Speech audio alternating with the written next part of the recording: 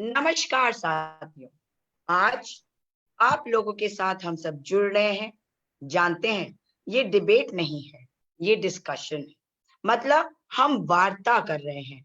हम एक दूसरे को यहाँ एक दूसरे की बातों को काटने के लिए नहीं आए हैं। मैं क्या कह रही हूँ? जब देश की बात होती है तो हम सब साथ रहने की आवश्यकता होती है। आप लोगों के साथ हम सब जुड़ रहे हैं। आप जान मैं सबसे रिक्वेस्ट करूंगी, थोड़ी आवाज को उसको बंद करके रखिए। हम सब इस देश के निवासी हैं और आवश्यकता है कि हम उन लोगों के बारे में सोचें जो आज सबसे ज्यादा मुसीबत झेल रहे हैं। मैं बात कर रही हूँ हमारे उन गरीब भाई बहनों के बारे में, अपने उन प्रवासी साथियों के बारे में जो अपने अपने राज्यों से दूर कहीं और गए थे काम पर, जो उनका अधिकार है और आज उनका घर लौटना भी उनका अधिकार है। परंतु ये अधिकार क्या उनको हम दे पा रहे हैं? नहीं दे पा रहे। क्यों नहीं दे पा रहे?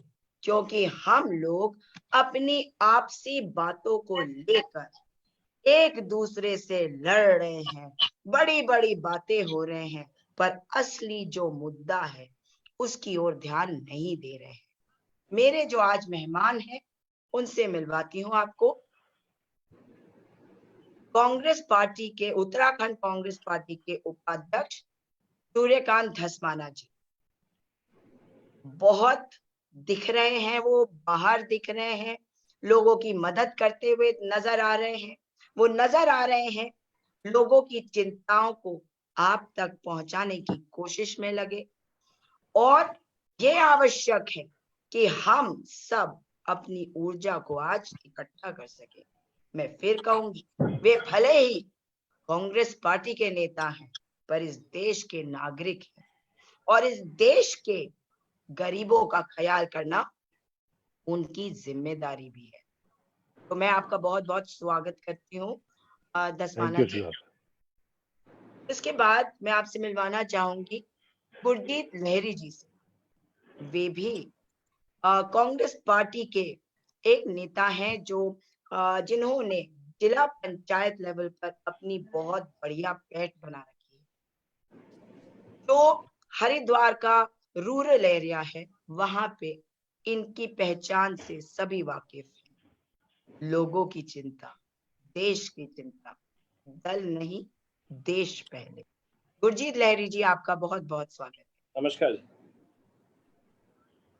जेपी मैठाणी। जेपी मैठाणी एक ऐसा नाम है जो उत्तराखंड में धीरे धीरे कदम बढ़ाते हुए, आगे बढ़ते हुए उन राष्ट्र निर्माणकारी जो लोग हैं उनकी एक पहचान भी है। सामाजिक कार्यकर्ता है, मेहनत और लगन से काम करते हैं। और आज मुझे बहुत गर्व होता है देखकर कि धीरे धीरे करके ये तरक्की के रास्ते पर आगे बढ़ रहे हैं। आपका बहुत बहुत स्वागत है मैठाणी जी। मैं अपनी बात की शुरुआत, चर्चा की शुरुआत करना चाहूंगी सूर्यकांत धस्माना जी के साथ। धस्माना जी, प्रवासी मजदूरों के बारे में बात करेंगे पहले, उसके बाद अपने राज्य के बारे में भी बात करेंगे, जो आज मेरे लिए एक बहुत महत्वपूर्ण मुद्दा है। हमें सल्यूशन चाहिए। आप मुझे बताइए कि जिस प्रकार से रोज निर्मला सीतारमन जी आ रही हैं, पैकेज पे पैकेज सुना रही है, मतलब आज तो मैंने टीवी ही नहीं ऑन किया क्योंकि समझ ही में नहीं आ रहा कि वो करना क्या चाह रही है। आज असली मुद्दा, आज पहले पहले पॉइंट पे आप सभी से मैं जानना चाहती हूँ, असली मुद्दा जो प्रवासी मजदूरों का है उसे आप कैसे देख रहे हैं? आपको क्या नजर आ रहा है धस्माना जी? देखिए सुजाता जी, सबसे मैं समझता हूँ कि हिंदुस्तान में जब से देश आजाद हुआ 1947 में जिस प्रकार से देश के बंटवारे के समय मूवमेंट हुआ, लोग इधर से उधर गए, उसके बाद से लेकर के अब तक देश में बहुत बार संकट आए, बहुत बार राष्ट्रीय स्तर पर, राष्ट्रीय पैमाने पर कई परेशानियां ऐसी हुई जिसमें लोगों के मूवमेंट कुछ स्टेट्स में हुए। पंजाब की समस्या थी, उस समस्या के समय हरियाणा और पंजाब के बीच में जो तनाव था, कुछ समय कुछ वाकये हुए ऐसे। लेकिन मैं समझता हूं कि पूरे आजाद भारत के इतिहास में इतना बड़ा, इतना मास लोगों का इधर से उधर जाना पूरे देश में, जिस प्रकार से एक राज्य से दूसरे राज्य में, सवाल ये नहीं है कि केवल बिहार के या उत्तर प्रदेश के मजदूर जा रहे हो, उनके माइग्रेंट्स जा रहे हो। उत्तराखंड में 2.5 लाख आदमी रजिस्टर्ड हो चुका है जो उत्तराखंड आना चाहता है। आज मेरे से उत्तर प्रदेश के अनेक जनपदों के और बिहार के कई जिलों के, सासाराम के, हमारे बाराबंकी के, लखनऊ के, गोंडा के, लखीमपुर खीरी के, बहुत सारे प्रदेशों, जिलों के और प्रदेशों के, राजस्थान के कई जनपदों के मजदूर जो उत्तराखंड में काम करते थे, इवन जम्मू के मजदूर जो चमोली, गढ़वाल में और रुद्रप्रयाग में काम कर रहे हैं, LNT में काम कर रहे थे, उन्होंने मेरे से संपर्क किया। मैं समझता हूं कि मेरी स्मृति में, मेरे स्मरण में, जितना इतिहास भी मैंने पढ़ा है, इतना बड़ा मास स्केल पे लोगों का इधर से उधर जाना आज तक कभी हिंदुस्तान के इतिहास में नहीं देखा गया जो इस समय हो रहा है। लेकिन जिस प्रकार से इन पूरे करोड़ों लोगों को, मैं लाखों भी नहीं कहूंगा, करोड़ों लोग हैं ये, इन करोड़ों लोगों को नजरअंदाज किया गया, जिस प्रकार से इनकी चिंता बहुत कम की गई, चिंता की नहीं गई, केवल ट्वीट हो जाता है। सुबह खबर आई औरैया से कि वहां पर 2 ट्रकों की भिड़ंत के कारण 23-24 लोगों की जान चली गई, तो ट्वीट आ गए कुछ। उसके बाद अभी कल आपको मालूम है, मध्य प्रदेश में सतना में और मुजफ्फरनगर में रोड एक्सीडेंट्स में यही मजदूर जो जा रहे थे अपने घर की तरफ, इनकी मौत हो गई। ट्वीट आ गए, दुख प्रकट कर गया। रेल के नीचे कट करके जिस प्रकार से, मैं तो बार बार उस सीन को याद कर रहा हूं, जो उनकी बिखरी हुई रोटियां उनके लोथड़ों और चीथड़ों के साथ पड़ी हुई थी। अगर उस मंजर को आप, जिन्होंने देखा होगा अपनी आंख से, हमने तो केवल उसके फोटोग्राफ्स देखे हैं, क्या हाल उन मजदूरों का हुआ, क्या सोच करके वो रेल की पटरी में सोए होंगे, और जब उनके चीथड़े उड़ गए। तो ये खतरनाक जो स्थितियां हुई हैं, मैं समझता हूँ ये केवल इसलिए हुई कि उनके बारे में सबसे कम चिंता की गई। जो सबसे ज्यादा मास स्केल में लोग मूवमेंट कर रहे हैं, जो सबसे ज्यादा स्तर पे जिनका मूवमेंट हो रहा है, जो इस कोरोना से सबसे ज्यादा अफेक्टेड हुए हैं, वो गरीब आदमी हुआ है, वो मजदूर आदमी हुआ है, जो इस देश का निर्माण करता है, जो इस देश को खड़ा करता है। ऊंची ऊंची इमारतें, गगनचुंबी इमारतें जो पूरे हिंदुस्तान के अलग अलग महानगरों में खड़ी करता है। किसान के खेत में जाकर के, जो भूमिहीन किसान है, उन किसानों के खेतों में जाकर के उनके फसलों को काटता है। वो मजदूर, वो किसान, भूमिहीन किसान, वो जिस प्रकार से उसका मूवमेंट हुआ है और जिस प्रकार से उसकी हितों को नजरअंदाज किया गया है, ये सबसे दुखदाई बात है। और जब आप उत्तराखंड की चर्चा करेंगी तो हम उसके ऊपर आएंगे, उत्तराखंड के ऊपर। लेकिन मैंने आज स्वयं, मैं लखीमपुर खीरी के करीब 55 मजदूर, यहाँ पर देहरादून में उनको स्मार्ट सिटी में काम मिला था, वो एक ठेकेदार के साथ काम कर रहे थे। उस ठेकेदार ने लॉकडाउन के दूसरे दिन ही उनको लावारिस छोड़ करके वो गायब हो गया। तब से लेकर के अभी वो 53 दिन तक नजर नहीं आया। उनके पास राशन खत्म हो गया। प्रियंका गांधी जी के दफ्तर में किसी ने इस बात को रिपोर्ट किया होगा, उन्होंने हमारे जो प्रभारी अनुग्रह नारायण सिंह जी, उनको बताया। वहां से मेरे पास समाचार आया, उनको मैं स्वयं मिलने गया और जाकर के मैंने उनकी जो हालत देखी, वो उसमें 2-4 लोग बुजुर्ग थे, लेकिन बाकी सारे नौजवान थे। लेकिन जिस प्रकार से उनके मन में भय था, जिस प्रकार से उनके मन में केवल भूख का नहीं, केवल ये नहीं कि काम नहीं मिल रहा है, लेकिन वो लग रहा था उनको कि वो घर कभी पहुंच पाएंगे भी नहीं पहुंच पाएंगे। इस प्रकार की जो चिंता उनके अंदर थी। सुबह मेरे घर में, जब मैं घर से निकल रहा था बाहर, तो मेरे घर में 10-12 बाराबंकी के मजदूर आ गए और उन्होंने कहा, साहब हमारे 1 दर्जन साथी तो पैदल रेल ट्रैक के सहारे चल पड़े हैं और वो लक्सर क्रॉस कर गए हैं, हमको भिजवा दीजिए वरना हम भी पैदल बाराबंकी निकल जाएंगे। इस प्रकार के वाक्य एक नहीं, मैं आपको दर्जनों गिनवा सकता हूँ। सासाराम के कल लोग मेरे पास आए, उन्होंने कहा कि चुखवाला इंदिरा नगर कॉलोनी में और तमाम बस्तियों में लगभग 1000 मजदूर सासाराम का वो रह रहा है किराए के मकान में, किराए मकान मालिक किराया मांग रहा है, हमारे पास किराया नहीं है क्योंकि काम नहीं है, हमारे पास अब राशन खत्म हो गया। पुलिस के चौकी के सामने, थाने के सामने हम कितने दिन खड़े होकर के अपने पेट पालने के लिए राशन मांगेंगे, हम अपना घर जाना चाहते हैं, आप कोई रेलगाड़ी करवा दीजिए, हम सासाराम।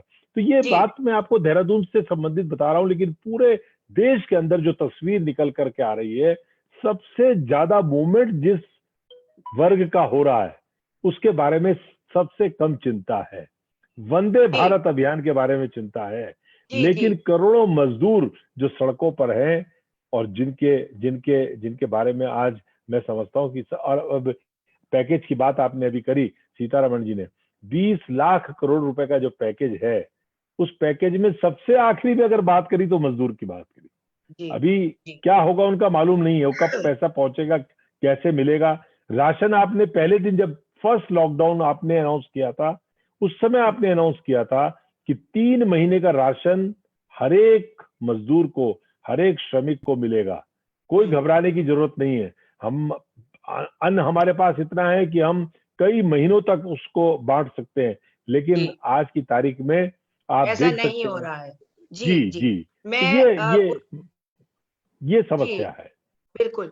गुरजीत लहरी जी, आप इस पूरी समस्या को ओवरऑल जब आप देखते हैं कि किस प्रकार से सड़कों पे हमारे प्रवासी मजदूर चले जा रहे हैं, उनका भरोसा टूट गया। इन्हीं लोगों ने, यही लोग हैं जिन्होंने, जैसा दसमाना जी भी कह रहे थे, इन्होंने ही ये बड़ी-बड़ी इमारतें खड़ी करी हैं। मगर कितने खोखले हैं वो लोग जो इन बड़ी-बड़ी इमारतों में रहते हैं, जिन्हें चिंता नहीं इन लोगों की। आज मैं जब देखती हूँ फेसबुक पे लोग लिखते हैं और दलगत बातें करते हैं, बड़ा दुख होता है, दिल टूटता है। जब एक नेता जिसको चुनने में इन्हीं लोगों का हाथ है, इन्हीं लोगों का हाथ है, वो नेता टीवी पर बार-बार आते हैं, मगर वे इनके बारे में एक शब्द नहीं बोलते।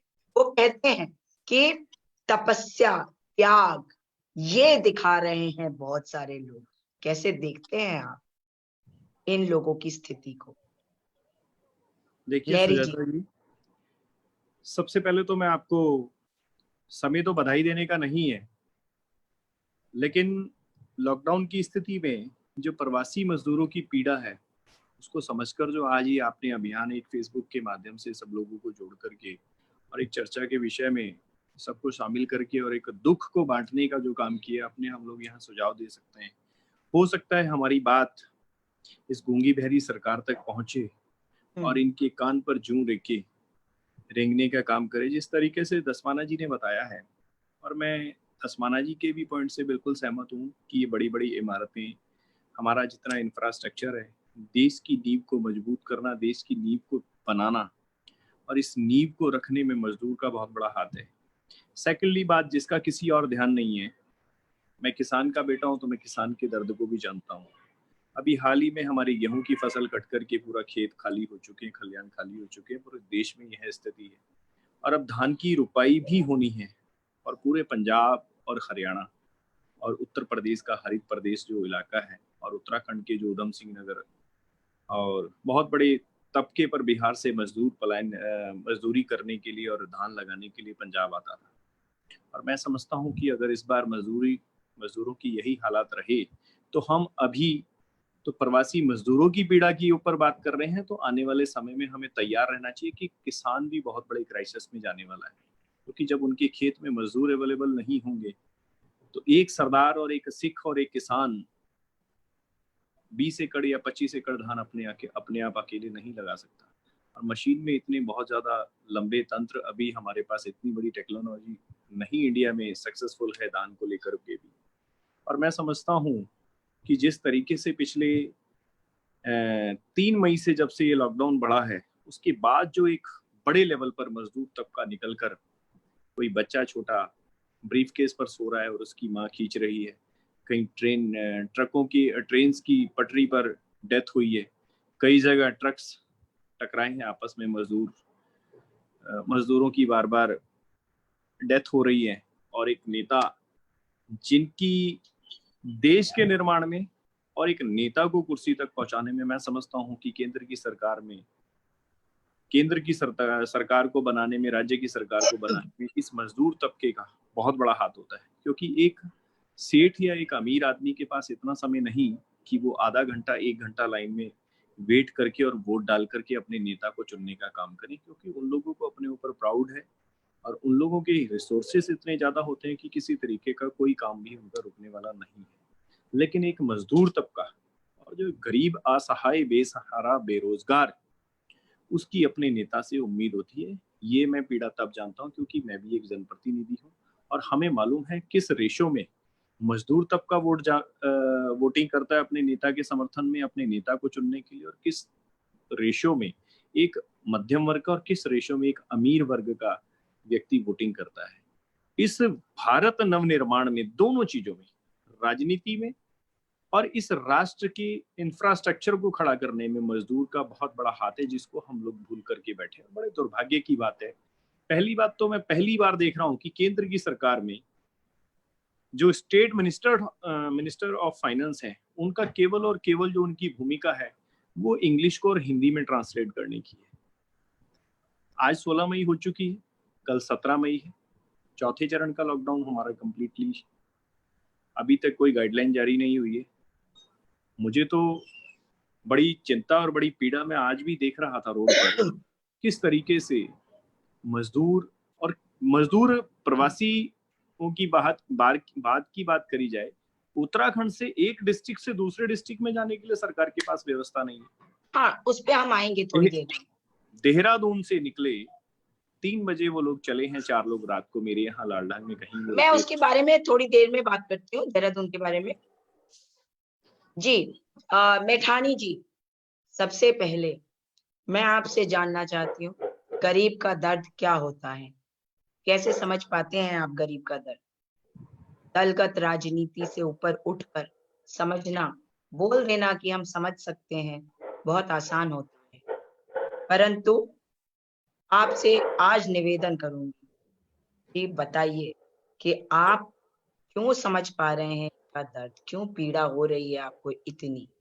मुझे पता है कि कितनी पीड़ा है आपको, और आप इस सरकार के काफी सारे कार्यों को मैंने देखा है कि समर्थन भी देते रहे।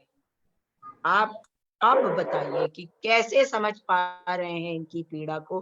क्या है इनकी पीड़ा? क्या हम नहीं समझ पा रहे? क्या नेता जो हैं वो समझ इसलिए नहीं पा रहे क्योंकि हम शायद कह रहे हैं और हमें पता नहीं हम क्या कह रहे हैं? ये आप बताइए मेठानी जी, आपने जीवन के बहुत दौर ऐसे देखे हैं, मुझे आप पर बड़ा गर्व होता है, जैसा कि मैंने कहा।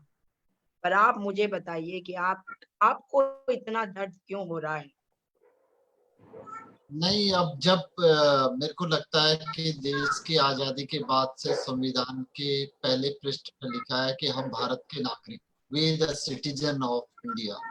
मेरे को लग रहा है कि we the citizen of India की जो मूल अवधारणा है, जो हम भारत के नागरिक वाली जो प्रथम बात थी, वो आज की जो फीलिंग्स हैं, जो इमोशंस हैं, जो प्लानिंग है, और प्लानिंग के बाद जो इम्प्लीमेंटेशन का दौर है, जिसको कहते हैं कि किसी विषय वस्तु को, किसी विचारधारा को लागू करना।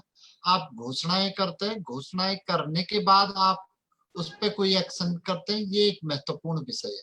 लेकिन ये सब मिसिंग है, ये सारा हवाई हो रखा है। मतलब हमको लगता था जैसे जब एक बहुत लंबे समय बाद जो मानते हैं कि 70 साल कांग्रेस की सरकार रही और अब भाजपा की सरकार रही, मैं उस मामले में नहीं जाना चाहता हूँ। लेकिन आपने इतने साइंस एंड टेक्नोलॉजी, आईटी के इंटरवेंशन करने के बाद आप आज ये कह रहे हैं, क्योंकि ये बात प्रमाणित हो चुकी है, ये बात साबित हो चुकी है कि आपके पास संगठित क्षेत्र में कार्य करने वाले कुशल और अकुशल मजदूरों, असंगठित क्षेत्र में काम करने वाले कुशल और अकुशल मजदूरों किसी का कोई डाटाबेस नहीं है।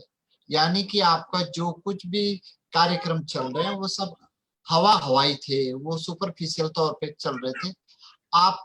आपके पास आंकड़े ही नहीं है क्योंकि आपने ग्राउंड वर्क किया ही नहीं।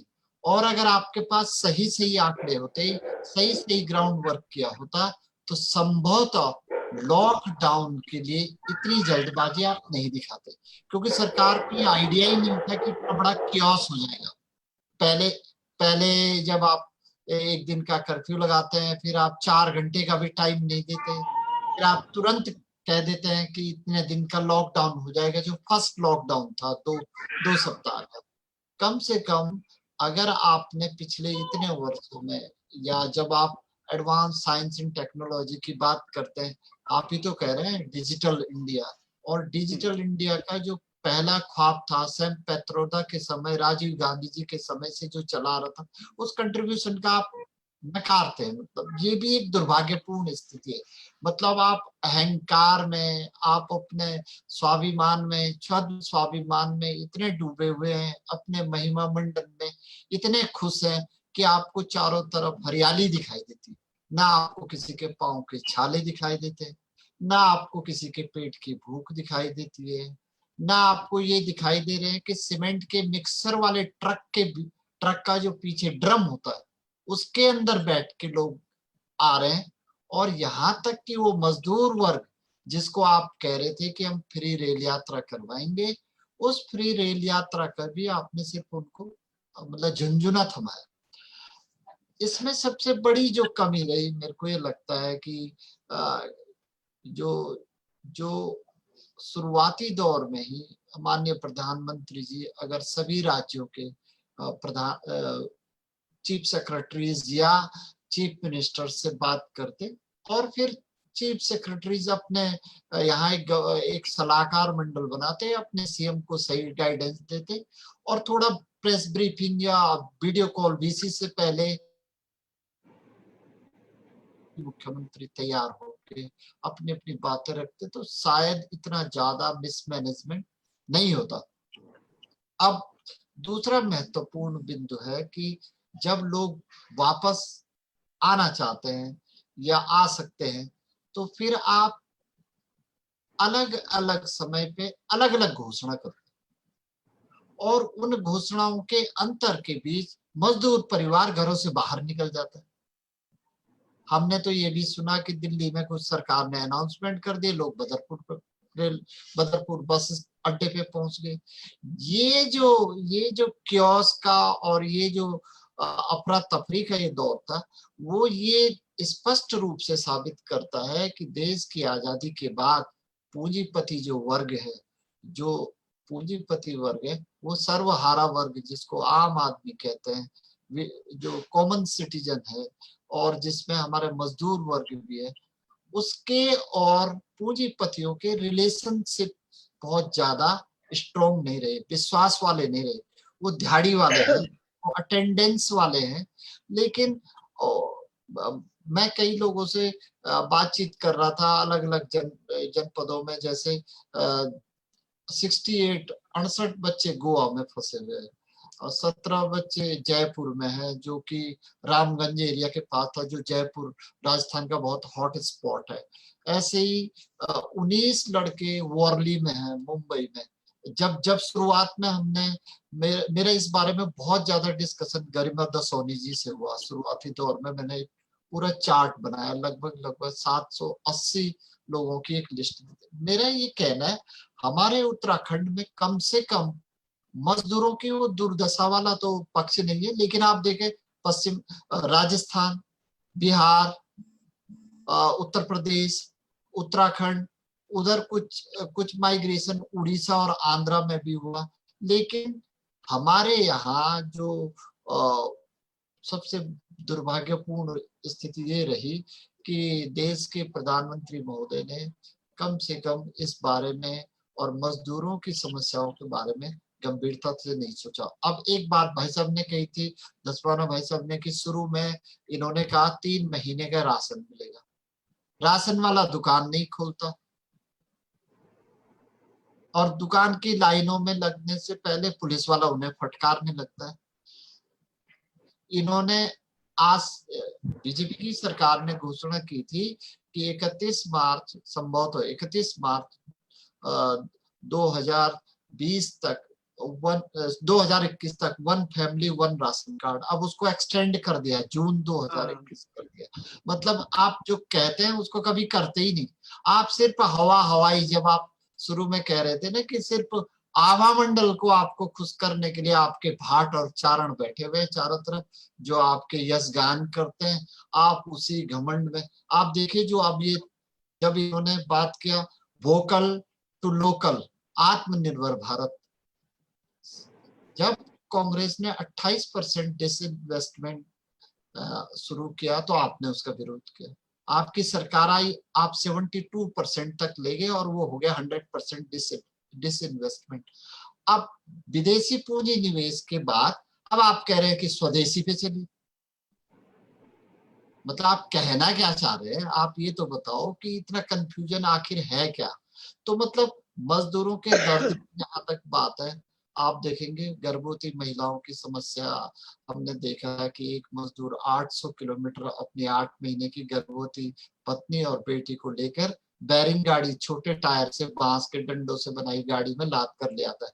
NH24 गाजियाबाद पे मेरा दोस्त डेली रिपोर्टिंग कर रहा है, गुरमीत सप्पल। वो ऐसे हृदय विदारक कई वाकये शेयर करता है कि उनको देखने के बाद बड़ा मैंने अजीब। शेयर किया है, मैंने उनकी जी। वीडियोस चलाई हैं। हाँ, अभी मेरे को बीच में एक दिन रांची से किसी मित्र का फोन आया कि संजय कॉलोनी आपका पटेल नगर में एक 54 वर्षीय महिला है, क्या उनके लिए कुछ राशन किट की व्यवस्था हो सकती है? जब मैं वहां गया तो वहां देखा एक 8x10 का कमरा है, उसमें 12 लोग हैं।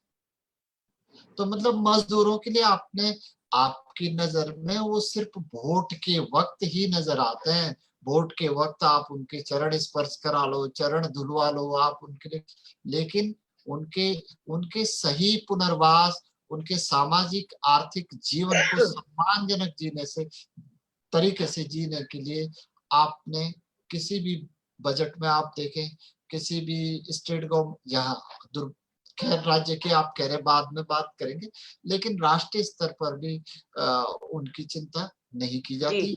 ये बहुत दुर्भाग्यपूर्ण है। हेलीकॉप्टर, हवाई जहाज, इनसे आने वाले लोग जिन्होंने इन सरकारों को नहीं चुना वो ससम्मान अपने घर पहुंच चुके हैं। जिन्होंने सरकारों को चुना और जो पैसा दे के, अपना पैसा खर्च करके गाड़ियों से अपने गांव गए, वोट दे के वापस अपने काम पे आ गए, वो लोग आज बिल्कुल निरुत्साहित, उदासीन, और यहाँ तक रोटी के लिए, मतलब रोटी के लिए उनको इस स्वतंत्र, मतलब इस भारत में संघर्ष करना पड़ रहा है, जहां आप अमेरिका के राष्ट्रपति के आगमन के लिए लगभग 70-80 लाख लोगों को इकट्ठा कर लेते हैं। तो क्या आप 70-80 लाख लोगों को अपने अपने घरों को नहीं भेज सकते? ये बड़ा सवाल है। जब घर घर राजनीतिक पार्टियां वोटर पर्चियां पहुंचा सकती हैं, तो क्या वो घर घर राशन नहीं पहुंचा सकती?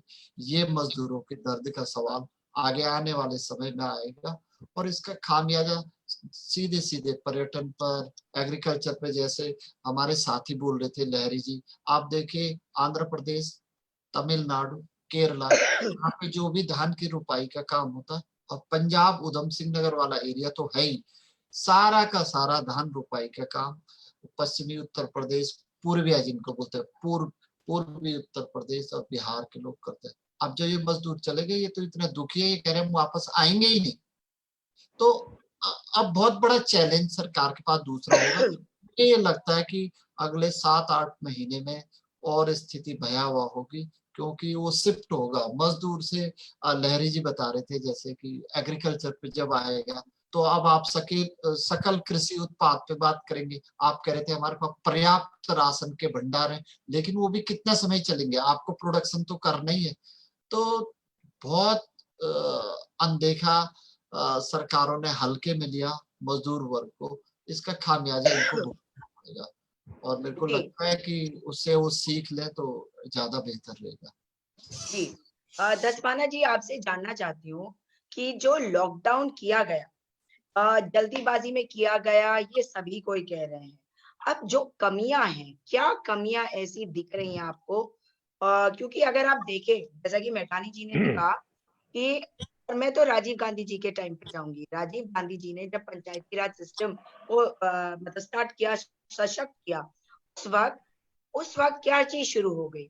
मतलब 17 लाइंस जो हैं, ठीक राज्य सरकार से, सचिवालय से, मतलब ठीक गांव के हर शहरी को, बल्कि हर नागरिक तक पहुंचती है वो लाइन। इसका मतलब है कि अगर सरकार चाहे तो एक एक व्यक्ति के साथ पहुंच सकती है। मैठानी जी ने क्या कहा कि जब वोट का टाइम आता है तो पर्ची जो है हर एक के पास पहुंच जाती है। आपने भी ये किया होगा।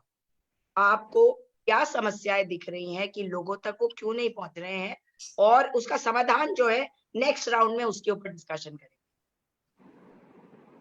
सुजाता जी, देखिए, आज के डिस्कशन में बड़ी इम्पोर्टेंट बात लहरी जी ने भी एक बड़ी इम्पोर्टेंट बात एग्रीकल्चर से संबंधित कही।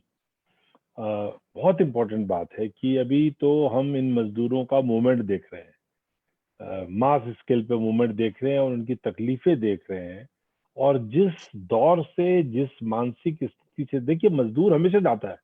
हमारे यहाँ जो उत्तराखंड में मजदूर आता है, वो उत्तराखंड में मजदूर पूर्वांचल का हो, बिहार का हो, वो अपने एक समय पर जरूर जाता है घर, और वहां 15-20 दिन, महीना 2 महीना रह करके आता है। लेकिन आज जिन परिस्थितियों में वो मजदूर मूवमेंट कर रहा है, जिस जी तकलीफ को, जिस मानसिक स्थिति में उसको अपने घर जाना पड़ रहा है, उसके अंदर जो दहशत भर गई है, जो उसके जी अंदर भय भर गया है, मैं जी समझता हूं कि इसमें से बहुत बड़ी संख्या में वापस आने वाला मजदूर नहीं है।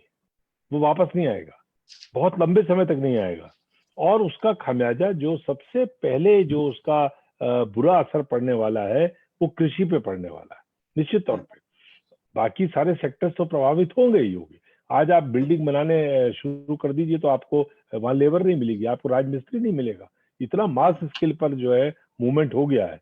तो निश्चित तौर पे ये बड़ी इंपॉर्टेंट बात इन्होंने कही। दूसरी बात, मैठानी जी की बहुत अच्छी बात इन्होंने कही कि आप डिजिटल इंडिया, लच्छेदार भाषण से थोड़ी काम चलेगा देश का। आज आपकी सारी पोल खुल गई। जो डिजिटल इंडिया आप कहते थे, आज आपके पास डाटाबेस नहीं है कि कितना देश के अंदर असंगठित क्षेत्र में मजदूर काम कर रहा है, कितना कृषि के क्षेत्र में काम कर रहा है, कितना निर्माण के काम में काम कर रहा है। मतलब आपके पास कुछ है ही नहीं। अगर आपके पास ये पता होता आपको कि इतना मजदूर जो है वो कंस्ट्रक्शन के काम में लगा है, इतना मजदूर आपका सड़कों के काम पे लगा है, इतना मजदूर जो है वो रिक्शा अलग अलग जगह चला रहा है, ऑटो रिक्शा चला रहा है, ये सारा का सारा आंकड़ा अगर आपके पास होता तो आपको ये ज्ञान होता कि इतनी बड़ी संख्या में जो मजदूर है, अगर हम लॉकडाउन करेंगे, और लॉकडाउन में क्या होगा, हॉस्पिटैलिटी सेक्टर बंद, लॉकडाउन में कंस्ट्रक्शन बंद, जी लॉकडाउन में सारी जो एक्टिविटीज है, चाहे ऑटो रिक्शा चल रहा हो, चाहे ई रिक्शा चल रहा हो, चाहे टैक्सी चल रही हो, चाहे बस चल रही हो, उनको चलाने वाले, उसके ड्राइवर, उसके क्लीनर, उसको मैकेनिक ठीक करने वाले, ये सारा लेबर क्लास है। ये सारा जी का मालिक तो एक ट्रक का मालिक है, लेकिन उस ट्रक में ट्रक का ड्राइवर है, ट्रक का क्लीनर है, ट्रक को ठीक करने वाला मिस्त्री है, ट्रक का वर्कशॉप है। ये सारी चीजें इंटरकनेक्टेड है। तो इतना जी बड़ा जो मजदूर वर्ग है, उसके बारे में आपको कोई पता ही नहीं है कि देश के अंदर कितना मजदूर है, कितना कौन से क्षेत्र में काम करने वाला श्रमिक है। तो उसके कारण आपने जो लॉकडाउन किया, वो इतना अवैज्ञानिक तरीके से किया। आपने जिस तरह से नोटबंदी कर दी थी, आपने जिस तरह से 12 बजे जीएसटी, आप सारी चीजों को इवेंट बनाने की कोशिश करते हैं। ये इवेंट बनाने का काम नहीं था। ये देश के करोड़ों करोड़ों लोगों के रोटी रोजी का सवाल था, पेट का सवाल था, भूख का सवाल था, उनकी छत का सवाल था। मैंने आपको बताया कि इनमें से जितने लेबर्स ये मूवमेंट कर रहे हैं, इनमें से 95% लोगों के पास अपनी छत, सर ढकने के लिए नहीं, और वो अपने घर छोड़ करके, अपने सारे परिवारों को छोड़ करके जो दूसरे प्रदेशों में मेहनत करने, खून पसीना बहाने गए हुए हैं, वहां वो किन स्थितियों में रहते हैं। वहां अगर 4 दिन उनको काम नहीं मिलेगा तो 5वें दिन उनके घर में चूल्हा नहीं जलेगा, उनके घर में ये स्थिति किसी ने समझी नहीं। और आपने सबसे बड़ी इंपॉर्टेंट बात मैं आपको बता रहा हूँ, एक तो आपने टाइम नहीं दिया, सबसे बड़ा काम। टाइम न देने के साथ साथ आपने जो पहला वादा किया था, अगर आप उसको पूरा कर देते। दसवाना जी, आपको रोक रही हूँ, क्या जो अभी किया गया ये पहले नहीं किया जा सकता था? तो धीरे धीरे मजदूरों को भेजा जा सकता था ना। निश्चित तौर पे आपको कोरोना का कोई, हमने वैक्सीन थोड़ी डेवलप कर लिया था, कोरोना का कोई एक टाइम बाउंड प्रोग्राम थोड़ी है कि कोरोना को अभी 3 महीना रहना है उसके बाद चला जाएगा या 4 महीना रहना है, जब आपको पता है कि उसकी वैक्सीन हमने डेवलप कर दसवाना पाए। जी, फिर रोक रही हूँ, कहीं ये WHO का 1 बिलियन US$ के एड की बात तो नहीं थी? क्योंकि कहा जा रहा है कि WHO ने कहा था कि लॉकडाउन करने की जरूरत है, तब जनता कर्फ्यू हुआ। जनता कर्फ्यू के बाद फिर नेक्स्ट फेज आया, क्योंकि हमारी सरकार ने शायद कहा कि हम धीरे धीरे करेंगे, हमारे लोग पैनिक कर जाएंगे, और WHO की जो 1 बिलियन US$ की एड अप्रूव हो गई थी उस जनता कर्फ्यू के बाद, वो अब रिलीज हो रही है। जी नहीं, ये सारी बातें उसका विषय है, इन्वेस्टिगेशन का विषय है, इनके सारी बातें लेकिन देखिए WHO का क्या था वो अलग बात है। हिंदुस्तान दुनिया का सबसे बड़ा लोकतंत्र है, हिंदुस्तान 130-135 करोड़ लोगों का देश है। आप कहते हैं कि ये विश्व गुरु है, आज विश्व गुरु की पोल आपने पूरे दुनिया के सामने खोल के रख दी। आज आप टेस्टिंग कम करा रहे थे तो आपके केसेस जो हैं वो रिपोर्ट कम हो रहे थे।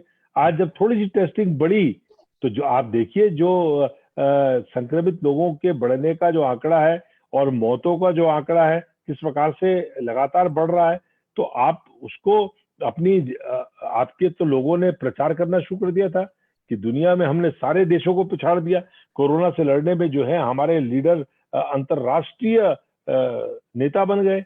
ये इस समय इस मौके पर, अरे भाई जिस दिन कोरोना से जीत जाएंगे तो आपके गले में सारी मालाएं डाल देंगे, किसी के नहीं डालेंगे, आप ही के गले में डालेंगे।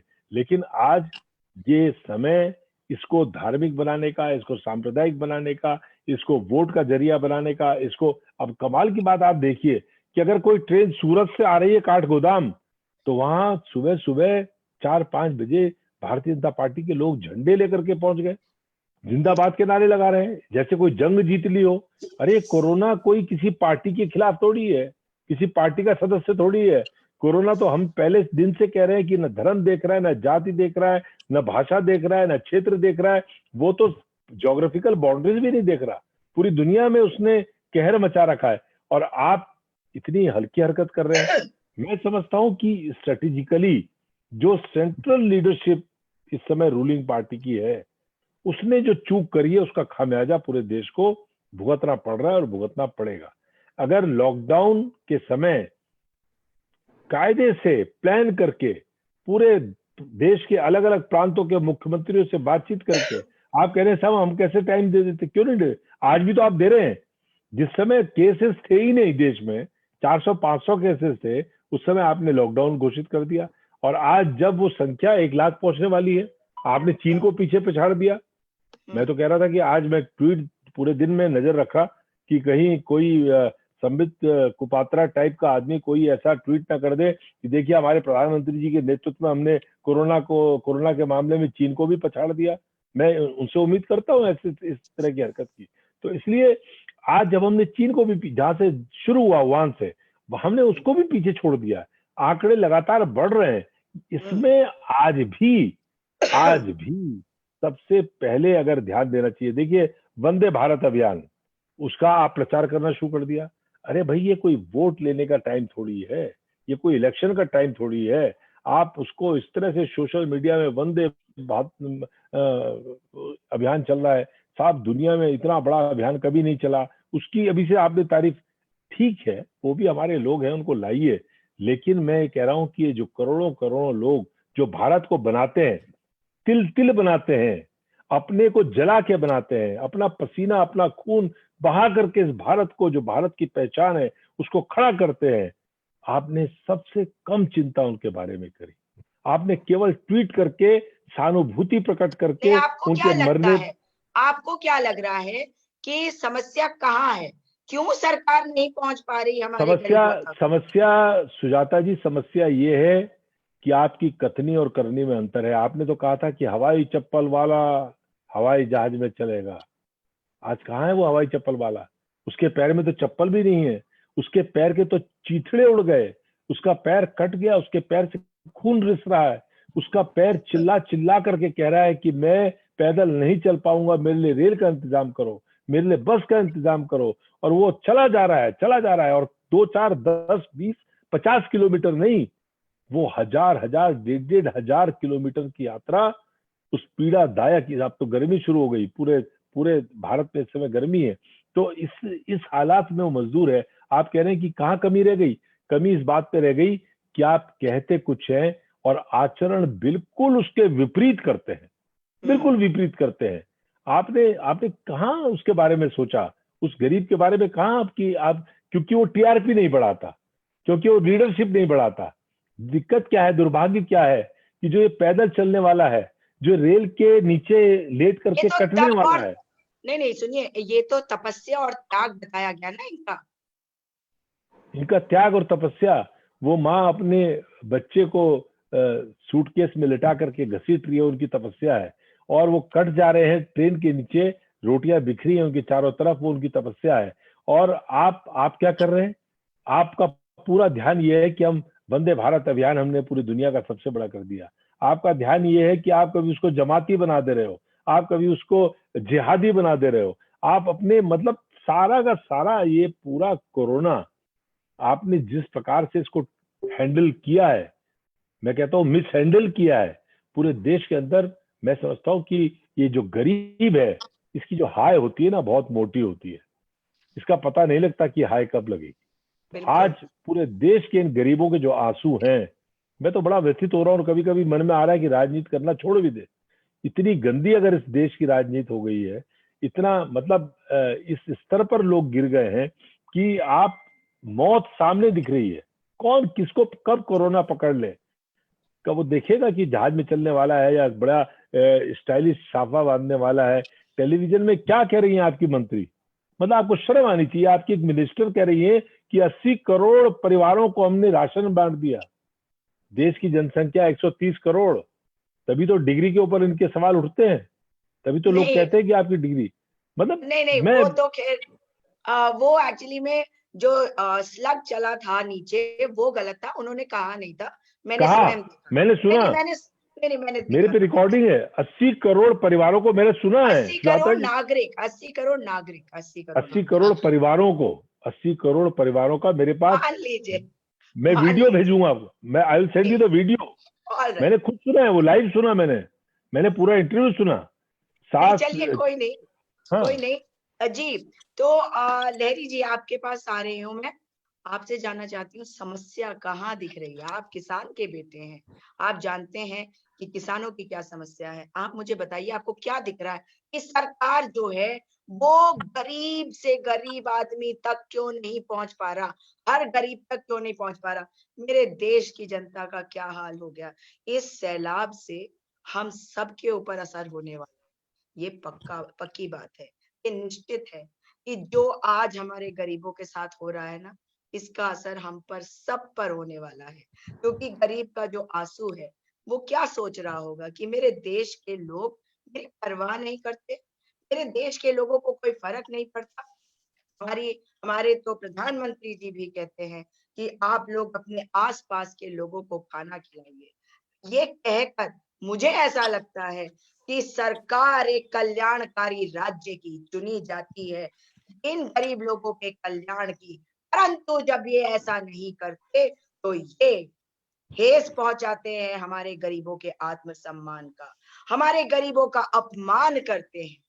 सरकार निश्चित तौर से गरीब, हर गरीब तक पहुंच सकती थी, परंतु दिक्कत क्यों आ रही है? क्यों लग रहा है आपको? जी लहरी जी। मैं आपके माध्यम से एक सवाल करना चाहूंगा। पूरे लॉकडाउन की अवधि में, पूरे लॉकडाउन की अवधि में जी केंद्र सरकार को किस वर्ग, किस सेक्टर में सबसे ज्यादा अगर एक्सरसाइज करनी हो पड़ी हो कोरोना वायरस की जंग को लेकर के, तो वो कौन सा ऐसा सेक्टर है जिसमें इनको बहुत ज्यादा अगर पीड़ा या बहुत ज्यादा कठिनाइयों का सामना करना पड़ा? जी जी जी आवाज आ रही है? मैं थोड़ा सा जी बीच जी में आप बोलिए, डिस्कनेक्ट आप हो बोलिए, गया। आप बोलिए। प्लीज डिस्कनेक्ट, प्लीज नहीं डिस्कनेक्ट नहीं, हो। आप बोलिए, आप बोलिए, आप बोलिए। नोटबंदी की तरह, जीएसटी की तरह आप रात को आए 8 बजे आपने संबोधन किया, रात को 12 बजे आपने संबोधन किया। ये कोरोना वायरस की जंग को लड़ने के लिए हम लोग जा रहे हैं। अगर आप फॉरेन कंट्रीज की तर्ज पे जो विदेश हमारे जो हैं, विदेश के अमेरिका, इटली, ईरान जैसे देशों का अगर आप लोग देखेंगे हालात, तो वहां की जनता और यहाँ के एक स्टेट की जनता बराबर है। आप फास्ट ट्रैक पूरी दुनिया घूमे, आपने पूरे ब्रह्मांड की यात्रा करी, लेकिन आप 135 करोड़ जनता को हैंडल कैसे करेंगे आप ये भूल गए। जी चाइना की जनरेशन हम लोगों से आज भी ज्यादा है, 150 करोड़ से ऊपर है। वहां कोरोना केसेस को आप देखिए, कितने जी पेड़ उन्होंने लॉकडाउन करके और उसको कंप्लीट करने का काम किया। मैं समझता हूँ कि हमारे पास इतने संसाधन नहीं थे, लेकिन उसके बावजूद आज हम हमारे पास प्रवासी समय मजदूरों था, को हमारे प्रवा- पास समय था, समय हमारे पास समय था। मैं मैठाणी जी की बात पर बिल्कुल सहमत हूँ।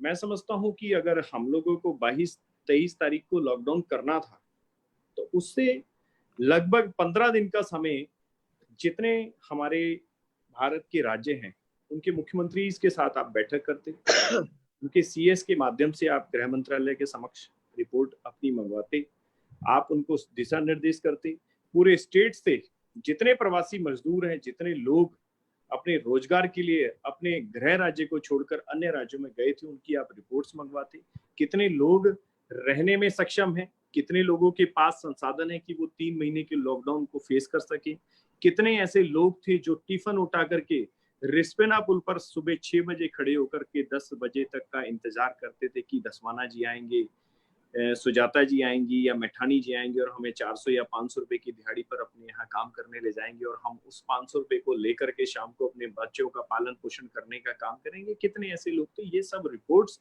मैं समझता हूँ कि कोई बहुत बड़ा कोई इतना सिस्टम नहीं था। अगर आप चाहते और आपको सरकार चलाने का अनुभव होता, तो मैं समझता हूं निश्चित तौर पर आज देश में हालात ऐसे नहीं होते।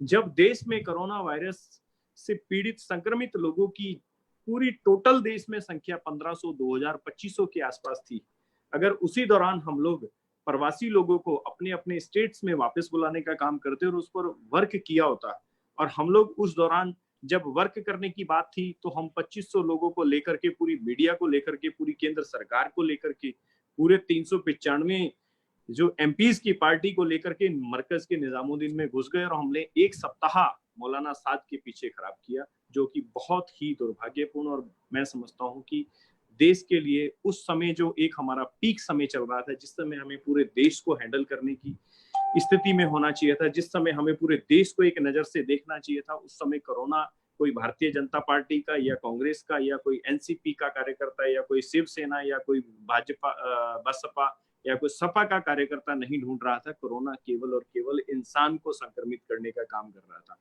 उस समय हमें चाहिए था कि एक अच्छे भारतीय नागरिक होने के नाते और एक देश के प्रधान सेवक होने के नाते आपको चाहिए था मोदी जी कि आप पूरे देश को एक नजर से देखते और अपनी केंद्र सरकार में जो आपके साथ बैठे सहयोगी मंत्री करोड़ों रुपए की, कई सौ करोड़ रुपए का जो राजस्व और अधिभार पूरे देश के ऊपर अपने खर्चे और अपने ऐशो आराम के ऊपर लगवाते हैं, उनसे आप कार्य लेते। आप प्रत्येक कैबिनेट मिनिस्टर को प्रत्येक 28 राज्य जो हमारे हैं उनमें आप प्रभारी के तौर पर भेजते, वहां के गवर्नर से, वहां के सीएम्स को लेकर के तत्काल आप एक सप्ताह का समय लेते, उससे पहले आप पूरी तैयारी करते। लेकिन आपको तो उस समय कोई दिख ही नहीं रहा था। आपने तत्काल अचानक बिना किसी प्लान के 135 करोड़ जनता को हाथ जोड़ करके कह दिया मैं आपसे कुछ दिन मांगना चाहता हूं। आपने विचार किया कि एक व्यक्ति के पास, एक किसान के यहाँ भी अगर मजदूर की बात करी जाए तो 5 से 7, 10 लोग हमेशा वहां काम करते हैं।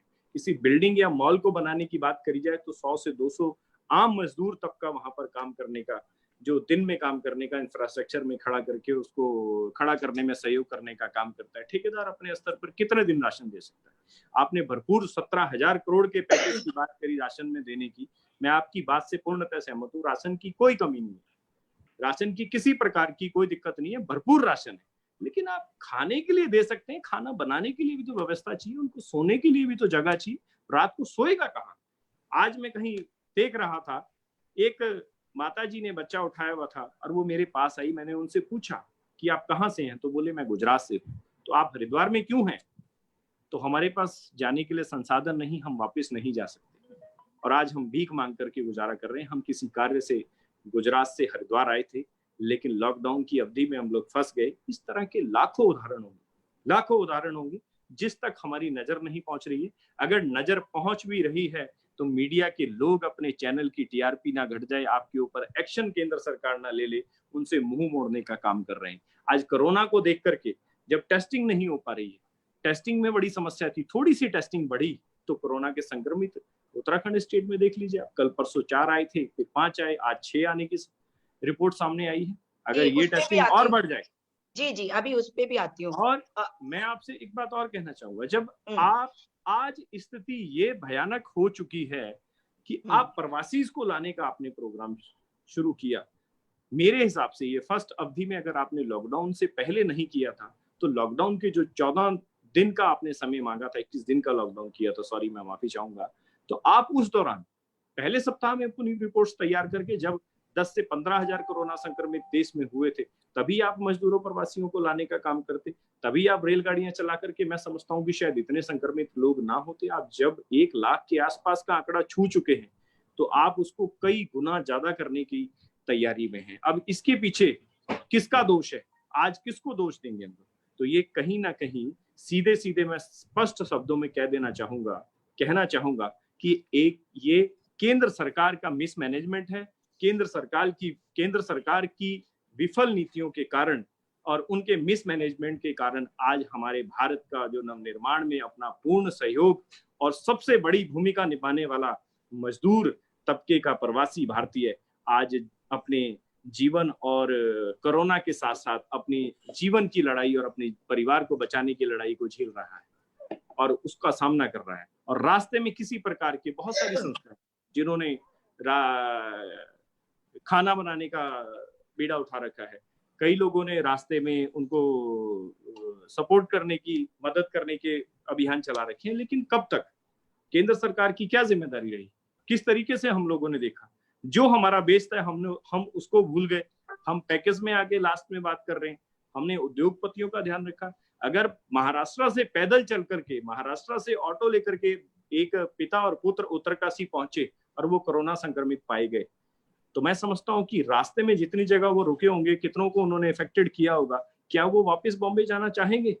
जिस बॉम्बे वो फैक्ट्री, मुंबई में वो फैक्ट्री में काम करते होंगे, जब वहां से मजदूर पलायन कर गया होगा, तो मेरी भी कई मजदूरों से बात हुई है, वो बोलते हैं कि हम लोग 5,000 की नौकरी अपने गांव के आसपास करेंगे, लेकिन दिल्ली नहीं जाएंगे, हम पंजाब नहीं जाएंगे, हम अंबाला नहीं जाएंगे, हम लुधियाना नहीं जाएंगे, हम चेन्नई नहीं जाएंगे, हम महाराष्ट्र नहीं जाएंगे। जब मजदूर अवेलेबल नहीं होगा तो कहाँ से आपकी फैक्ट्रियां चलेंगी, कहाँ से आपके उद्योग चलेंगे?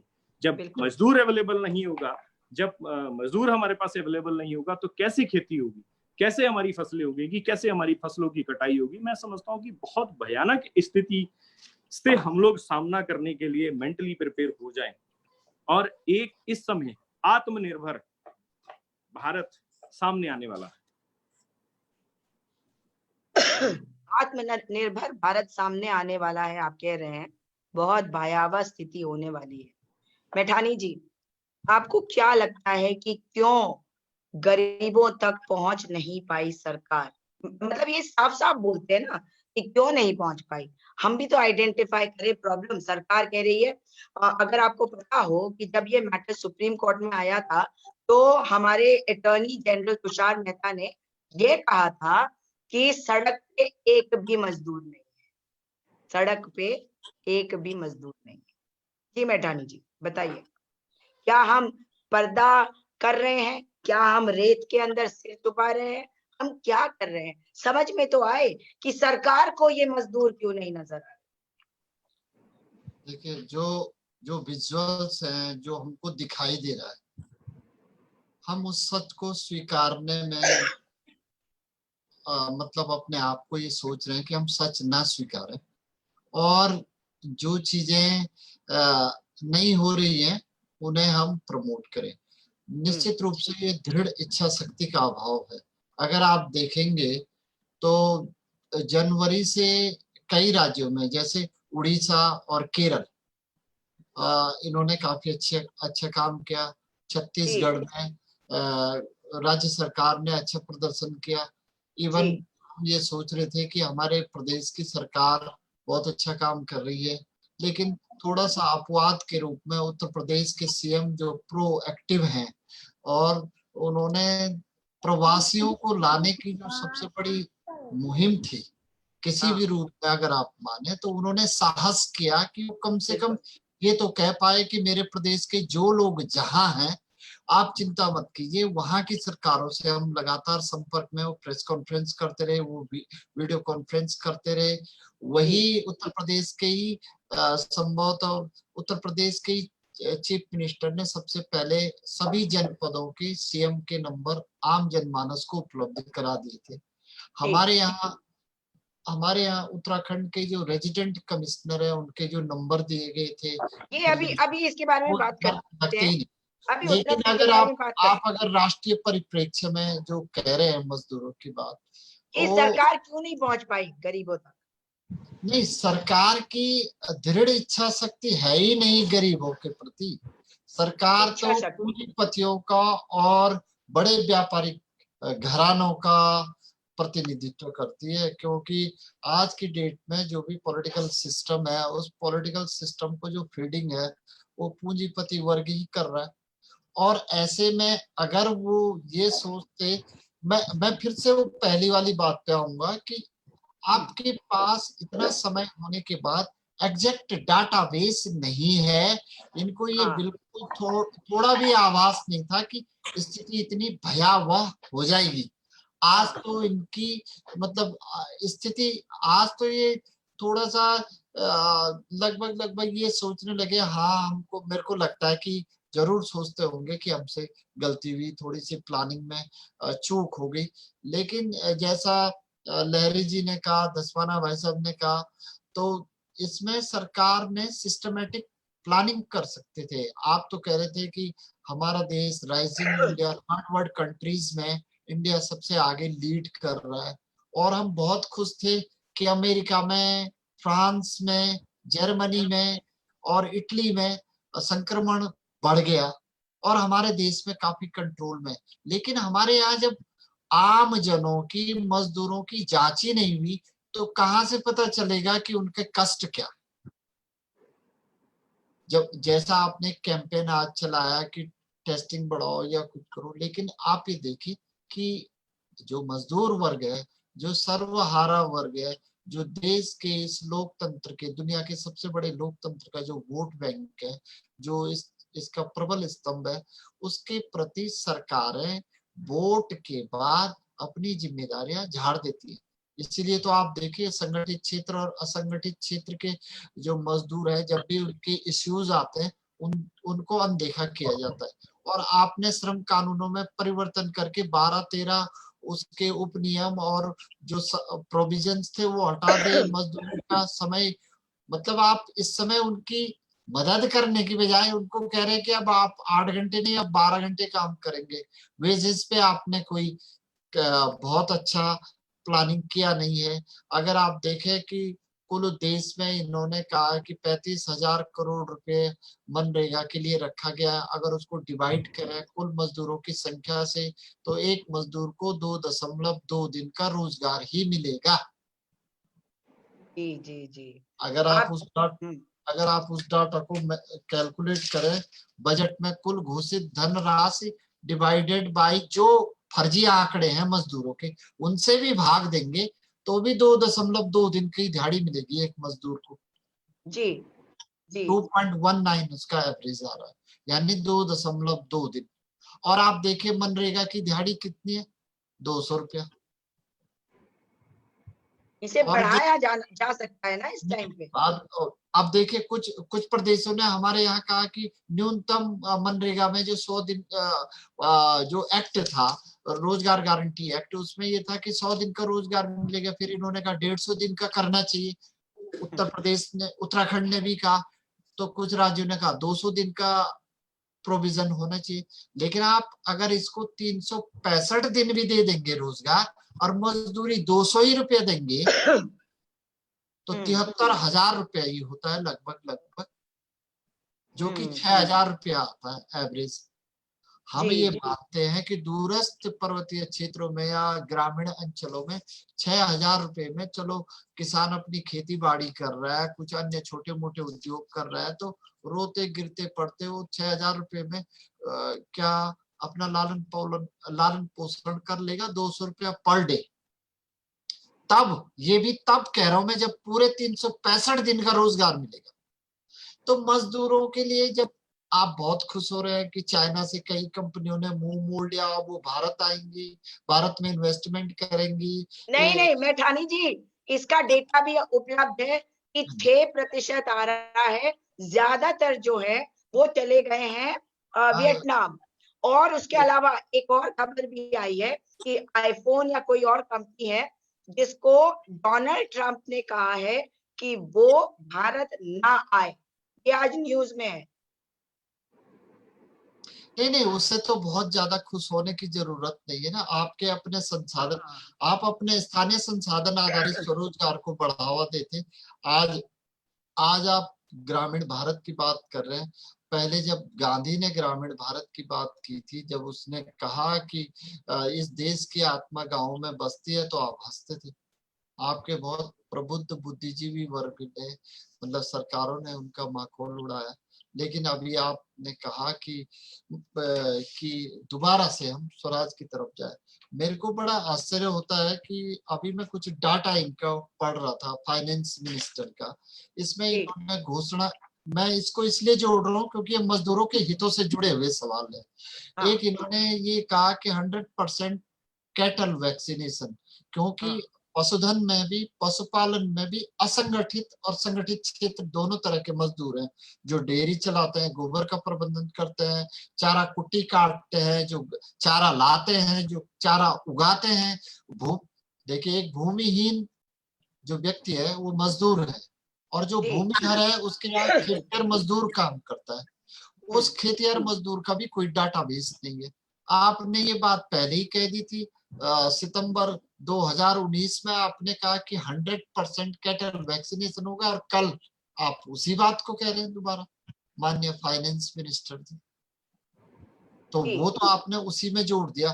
13,343 करोड़ रुपया इन्होंने कहा FMD, foot and mouth diseases, जो मुंह पका खुरपका रोग होता है पशुओं के, उसके निवारण के लिए सारे देश में दिया जाएगा। ये तो आपने 1 जून 2019 को कह दिया था। यही धनराशि, यही घोषणा, यही आप दोबारा कर रहे हैं। एनिमल हस्बेंड्री के इंफ्रास्ट्रक्चर को बढ़ाने के लिए, क्योंकि वो मजदूरों से जुड़े सवाल है, उसके लिए आपने कहा कि 1,000 करोड़ रुपया देंगे। ये आपने 2018 के बजट में कहा। आप जो 20 लाख करोड़ रुपए का जो बजट अनाउंस कर रहे हैं, उसमें से पुरानी चीजों को एक नया वो क्या कहते हैं, अमली जामा पहनाकर पेश कर दे रहे हैं। नहीं, पुराने आंकड़े नहीं पोटली में। मतलब आपने जो 20 लाख करोड़ का परसों जो अनाउंसमेंट किया, उसमें सिर्फ एक बात थोड़ी ठीक थी, वो थी कि 8 करोड़ प्रवासी मजदूरों को राशन दिया जाएगा। अरे राशन तो तब दिया जाएगा जब प्रवासी मजदूर घर पहुंचेंगे। प्रवासी मजदूरों को राशन लेने के लिए तो कम से कम गाड़ियां दे दो, परिवहन, सार्वजनिक परिवहन सुविधा दे दो, रेलवे की सुविधा दो। उस पे आपका कोई ध्यान नहीं है। और एक और आंकड़ा था कि 50 लाख रेहड़ी पटरी वाले लोगों को 5,000 करोड़ की कर्ज का प्रावधान। ये मजदूरों का सवाल है। अगर हम इसको 5,000 करोड़ रुपया 50 लाख से डिवाइड कर देंगे, तो एक रेहड़ी मजदूर के हिस्से में सिर्फ 10,000 रुपया आता है। तो आप क्या दे रहे हैं? मतलब तो 20 लाख करोड़ का जो बजट है उसमें से 970 लाख करोड़ तो आप पहले लॉकडाउन में खर्च कर चुके हैं, और वो कहाँ गया, कहाँ लगा, इसको कौन बताए? मजदूर के प्रति जो जो संवेदनहीनता है वो बहुत दुखदाई है, और इससे काफी आक्रोश है सभी सभी जगह। वो बिल्कुल पॉलिटिकल पार्टीज के उससे अलग है कि क्या बिल्कुल कांग्रेस क्या भाजपा, लेकिन ये है कि अगर कोई अन्य सरकार भी होती, ये परेशानी तो बहुत बड़ी तो है ही, लेकिन आपने आपने ये हैट्रिक की गलती की है। पहले आप नोटबंदी, फिर जीएसटी, अब आप लॉकडाउन बिना प्लानिंग के। तो बिना मेरा ये प्लानिंग के मानना है कि लोकतंत्र है तो लोकतंत्र में सभी राज्यों की सुनी जानी चाहिए। सभी राज्यों की सुनी जानी चाहिए मेठानी जी, मगर हमारे देश के प्रधानमंत्री जी का कहना है कि जो लोग परेशानी में है उनके उनकी तप और त्याग है, उनका तप और त्याग, क्या ये सचमुच में तप और त्याग है? अरे देखिए, धर्माना जी, आपने, मैंने कई कई ट्रोलिंग देख रहा हूं मैं कि कई लोग कह रहे हैं कि आपने थूका नहीं, आप झगड़े नहीं, आपने जबरदस्ती संक्रमित नहीं किया, लेकिन आप गिरते रहे, मरते रहे, भूखे रहे, प्यासे रहे, लेकिन आपने देश की सेवा की। अरे उस मजदूर से पूछो तो तू वास्तव में देश सेवा कर रहा है, अपने जीवन का संघर्ष कर रहा है। आप कुछ भी कह दो, मतलब अपनी अपनी अपनी गलती छुपाने के लिए आप उसको जातीयता में बांध दो, आप उसको धार्मिक संस्कारों का खोखला आवरण पहना दो। ये तो एक ऐसी मानसिकता है जो मानसिकता सिर्फ अपने पाँव के नीचे जमीन देखना चाहती है। मजदूरों के लिए वास्तव में सरकार अगर गंभीर होती तो कम से कम सेकंड लॉकडाउन के दौरान राज्य सरकारें आपस में तालमेल बनाती और एक ट्रांसपेरेंट सिस्टम होता, जी और जी मजदूरों को विश्वास नहीं है सरकार पे, इसलिए मजदूर वापस अपने घरों को आ गए। जी उन्हें पता है कि ये सिर्फ घोषणाबाजी है, इसमें होना कुछ नहीं, हमने यही मर जाना है, इससे बढ़िया। वही, वो तो प्रधानमंत्री जी ने कह दिया कि अपने आसपास के लोगों को खाना खिला दो, तो लोग समझ गए कि अपना ध्यान भाई खुद ही रख लो, क्योंकि सरकार ने तो साफ कर दिया कि लोग ध्यान रखे, और लोग ध्यान रख नहीं रहे। दसमाना जी, 2 लाख प्रवासी जो हैं उत्तराखंड आने वाले हैं। बहुत सारे लोग आ चुके हैं। अभी तक हमारे बहुत सारे ग्रीन जोन्स थे। कैसे देख रहे हैं आप? और देखिए, ये धार्मिक रूप से इन्होंने इस संक्रमण को जिस तरीके से पूरा घुमा दिया था लोगों ने, उसकी जो चिंगारियां हैं वो प्रवासियों तक भी पहुंच रही है, क्योंकि लोग उनकी तरफ देख रहे हैं कि ये संक्रमण लेकर तो नहीं आया, वो अपने घर आ रहे हैं, मगर उन्हें शक की नजरों से देखा जा रहा है। कोई एक व्यक्ति गलत कर देता है, जैसे एक आपको पता है डीएल रोड वाला मैटर, जिसमें वो व्यक्ति मिलता रहा लोगों से। तो ये सरकार की गलती नहीं है कि मॉनिटरिंग ठीक से नहीं कर रहे। जब वो जानते हैं कि हमारे देश में वैसे ही जागरूकता की कमी है, और जब कोई व्यक्ति इतने दिनों के बाद आया है अपने घर, तो उसे लगेगा कि मैं किस तरह से अपनी कमाई करूं, तो वो अपनी दुकान खोल रहा था। अब आप मुझे बताइए, आप इस पूरी चीज को कैसे देख रहे हैं? ये जो 2 लाख लोग आ रहे हैं उत्तराखंड। सुजाता, ये बहुत ही एक गैर जिम्मेदाराना इस राज्य सरकार का एक्ट रहा, जिसके कारण जो उत्तराखंड, पूरा उत्तराखंड, पूरे देश के लोग प्रेज कर रहे थे, और उसमें सरकार की कोई मेहनत नहीं थी। यहाँ के लोगों का, मैंने आपको पहले दिन से हर डिबेट में मैंने कहा कि देहरादून समेत पूरे उत्तराखंड के लोगों ने लॉकडाउन का बहुत शिद्दत के साथ पालन किया। जी मैं समझता हूँ पूरे देश के अंदर सबसे कम अगर फोर्स कहीं लॉकडाउन को पालन करवाने में अगर कहीं यूज हुई होगी तो वो देहरादून समेत पूरा उत्तराखंड था। यहाँ पर बिल्कुल कमोबेश पूरे प्रदेश के अंदर, चाहे हरिद्वार हो, चाहे देहरादून हो, चाहे उधम सिंह नगर हो, कोई अपवाद छोड़ दीजिए, उसके अलावा लोगों ने पालन किया। पहले लॉकडाउन में, दूसरे लॉकडाउन में, तीसरे लॉकडाउन में लोगों ने संयम का परिचय दिया। लोग अभी आज भी, चौथे लॉकडाउन का शुरुआत होने वाली है, और आज भी मैं अभी आ रहा था अपने बेटे को डॉक्टर से दिखा करके, तो जी पूरी सड़कें सुनसान थी। लोगों ने अपनी दुकानें, आज 4 बजे मुझे कुछ सामान चाहिए था, 4 बजने में 5 मिनट पे सहारनपुर चौक के पास एक जनरल स्टोर के पास हमने गाड़ी रोकी, लेकिन जो दुकानदार था उसने शटर गिरा दिया था और उसने शटर वापस खोलने से मना कर दिया। मतलब पूरे उत्तराखंड में लोगों ने बड़ी शिद्दत के साथ लॉकडाउन का पालन किया। प्रधानमंत्री जी ने जो कहा, उन्होंने जैसा कहा, हम उससे सहमत रहे हों या न रहे हों, हमें वो बात पसंद हो या ना हो, ताली बजाओ, थाली बजाओ, दिया जलाओ, बाती जलाओ, ये सारी बातें जो हुई। एक दसमाना जी, आज जो हालत हो रही है उसके बाद आप थाली बजाओ और ताली बजाओ, मोमबत्ती जलाओ, फूल बरसाओ, इन सब को ठीक है, उस वक्त आपने हो सकता है कि इस बात का मान रखा हो। मैंने आपकी तस्वीरें देखी कि आप भी मोमबत्ती जला रहे थे, लेकिन आप मुझे ये बताइए कि आज कैसे देख रहे हैं? वो जो हेलीकॉप्टर फूल बरसा रहा था, इन गरीबों को घर भी ले जा सकता था। मैं बिल्कुल उसकी बात पे आ रहा हूँ। अभी आपने उत्तराखंड के परिप्रेक्ष्य में बात करी, तो मैं उत्तराखंड के परिप्रेक्ष्य में कर रहा था। वो तो मैंने आपको कहा कि कथनी और करनी में अंतर। आप भाषण में कह दें कि चप्पल, हवाई चप्पल वाला हवाई जहाज में चलेगा, मेरा सपना है, और आज उस हवाई चप्पल वाले की कैसे हवाइयां उड़ा दी आपने पूरे देश के अंदर, वो पूरा देश महसूस कर रहा है, वो पूरा देश देख रहा है। लेकिन उत्तराखंड के परिप्रेक्ष्य में जैसा आपने पूछा, उत्तराखंड में लोगों ने बड़ी शिद्दत के साथ लॉकडाउन का पालन किया। उत्तराखंड में संक्रमित केसेस बहुत लिमिटेड थे, बहुत कंट्रोल चल रहा था। डेथ तो यहाँ पर एक आध दो हुई, वो भी हालांकि कोशिश करी गई कि वो बताएं कि ये उससे कोरोना से नहीं हुई, लेकिन उसके बावजूद हम इस बात से मुतमईन थे कि उत्तराखंड सेफ था। और मैं समझता हूँ इसीलिए जो 2-2.5 लाख प्रवासी उत्तराखंड वापस आने में इंटरेस्टेड थे, वो इसीलिए आना चाहते थे कि उत्तराखंड में अपने घर पहुंचेंगे तो सेफ हो जाएंगे। लेकिन सरकार की जो सबसे बड़ी नाकामी है, सबसे बड़ी जो गलती है, और उसके लिए चीफ मिनिस्टर, क्योंकि वो इस प्रदेश के मुखिया हैं, उन्होंने इसकी प्लानिंग ही नहीं करी। अरे ये देश नहीं था, भारत 132 करोड़ लोगों का नहीं था, 2.5 लाख लोगों का क्वारंटीन का मामला था। और जितने लोग आ रहे थे, चाहे सूरत से आ रहे हो, चाहे अहमदाबाद से आ रहे हो, गुजरात के किसी भी पार्ट से आ रहे हो, महाराष्ट्र के किसी भी पार्ट से आ रहे हो, वो दिल्ली से आ रहे हो, वो जितने स्टेट से आ रहे थे, वो सारे हाईली इन्फेक्टेड स्टेट्स थे, वो संक्रमित स्टेट्स थे, और वहां से आने वाले लोगों का क्वारंटीन होना बहुत जरूरी था। लेकिन आपने प्लानिंग ही नहीं करी। आपने उनके लिए आपने कहा कि साहब गांव में जाके होम क्वारंटीन होगा।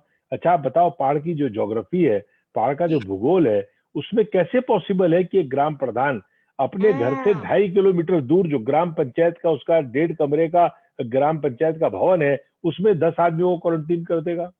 उत्तराखंड के अंदर ये कैपेसिटी है, उत्तराखंड के अंदर ये क्षमता है। देखिए, हम अर्ध कुंभ करते हैं, हम कुंभ करते हैं, हम गंगा दशहरा का मेला करते हैं, या गुरजीत लहरी जी बैठे हुए हरिद्वार के, हरिद्वार में ही अगर सरकार चाहती, सरकार का अगर नियत होती, 10 लाख आदमी केवल हरिद्वार और ऋषिकेश में, वहां जितने होटल्स हैं, वहां जितने आश्रम हैं, हरिद्वार में इतनी क्षमता है कि आप केवल हरिद्वार में ही 2.5 लाख लोगों को क्वारंटीन कर सकते थे।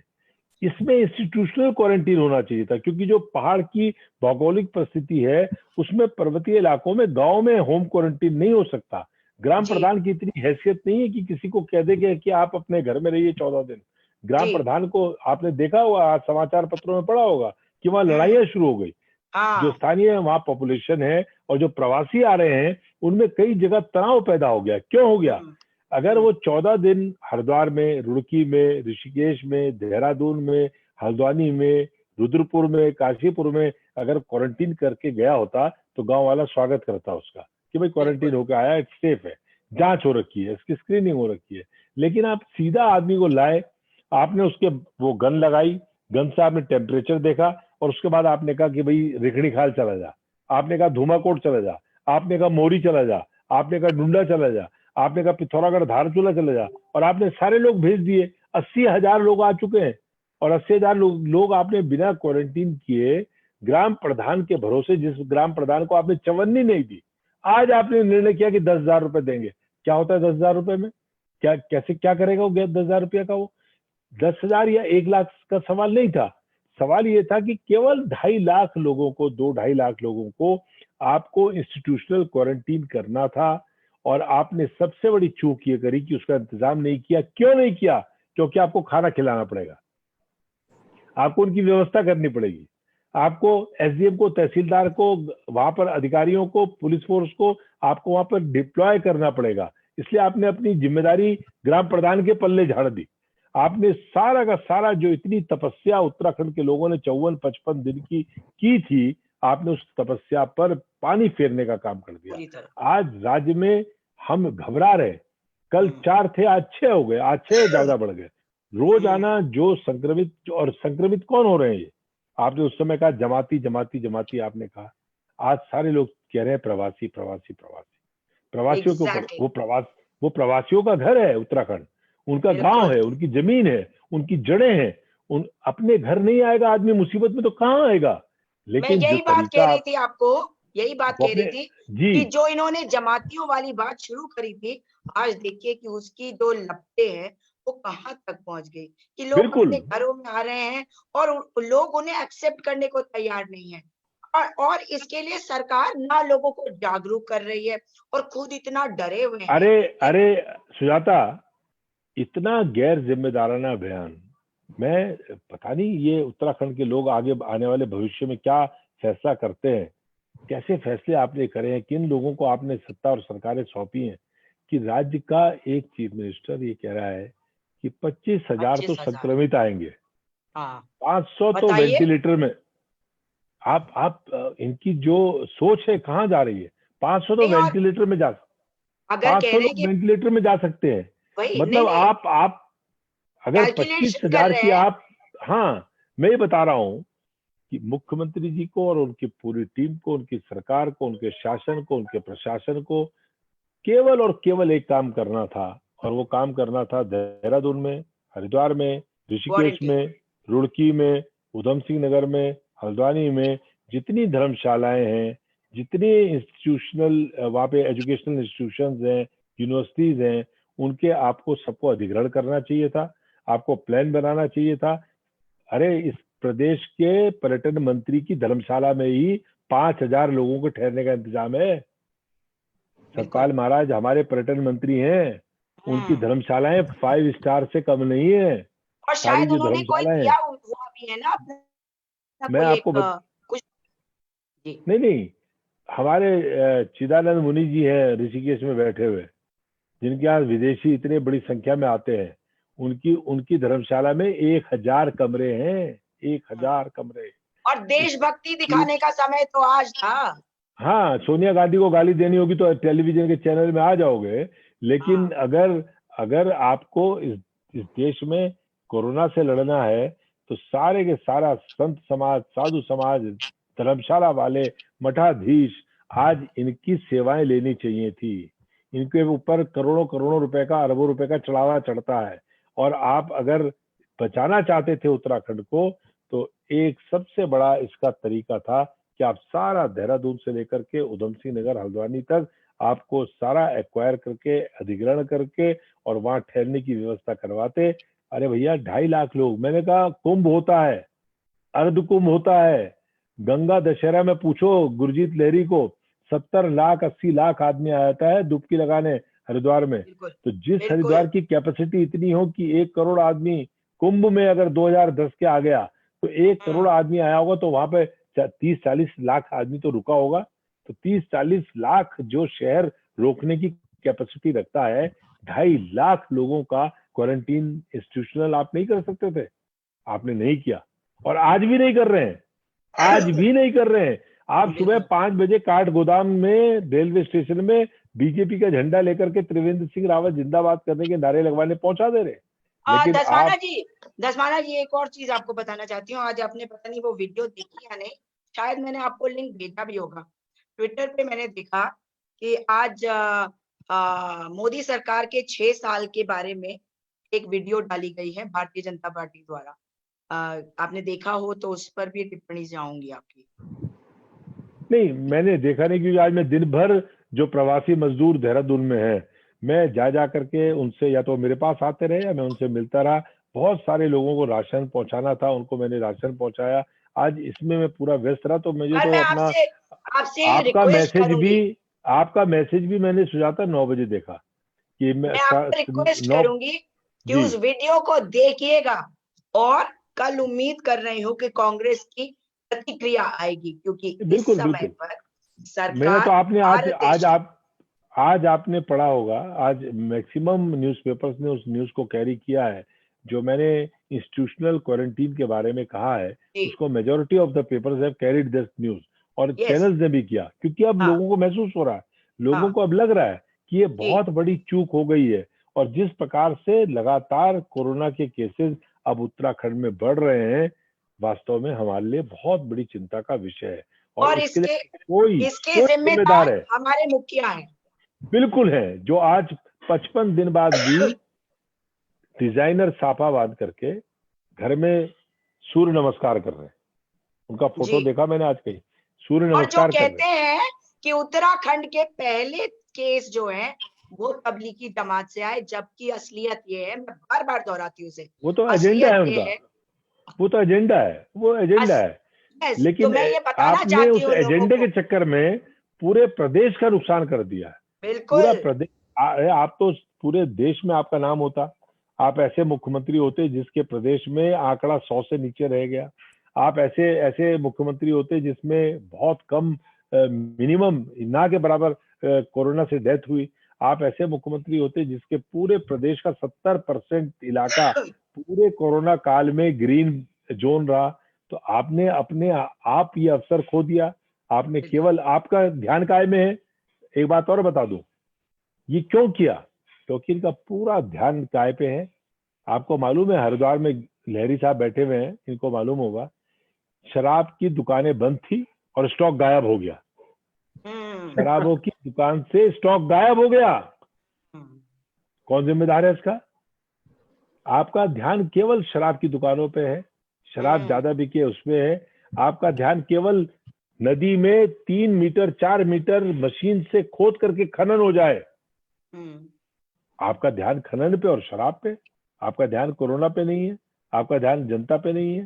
तो इसलिए जब राज्य की सरकार के जो मुखिया हैं, राज्य की सरकार के जो कर्ता धर्ता हैं, उनकी नीयत इतनी, मतलब आप समझिए कि इस स्तर पे हो कि आप केवल शराब और खनन के चक्कर में पूरे प्रदेश का आज जो हाल कर दिया है आपने, मैं समझता हूँ कि उत्तराखंड की जनता अगर आज इस बात को महसूस कर रही होगी, चाहे वो स्थानीय लोग हों, स्थानीय लोगों की जान का खतरा भी इन्होंने कर दिया, और प्रवासी जो है उनके लिए जो स्थानीय लोगों के मन में नफरत है वो भी इन्होंने पैदा कर दी। दोनों काम इन्होंने किए, स्थानीय लोगों की जान को खतरा पैदा कर दिया, और जो प्रवासी आ रहे हैं उनके मन में, उनके लिए जो स्थानीय पॉपुलेशन है उनके मन में एक कड़वाहट इन लोगों ने पैदा कर दी।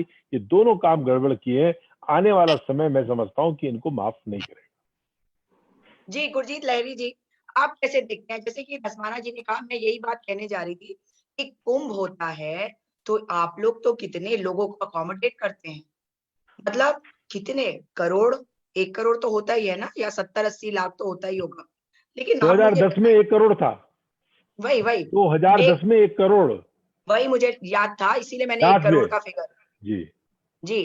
तो लहरी जी, आप मुझे बताइए कि 1 करोड़ लोग अगर 2010 में आए थे, यानी कि system is already in place, मतलब हम केवल 2 लाख की बात कर रहे हैं, हम तो 5 लाख लोगों को भी इंस्टीट्यूशनल क्वारंटीन अच्छे हेल्दी फैसिलिटीज में कर सकते थे। क्योंकि पौड़ी से मुझे कुछ तस्वीरें आई, वीडियोस आई, जहां ग्राम पंचायत का जो शायद स्कूल है कोई, जहाँ क्वारंटीन किया है, बहुत गंदा हाल, और लोग कह रहे हैं, जो वीडियो बना रहे हैं, कि रात को भाग जाएंगे।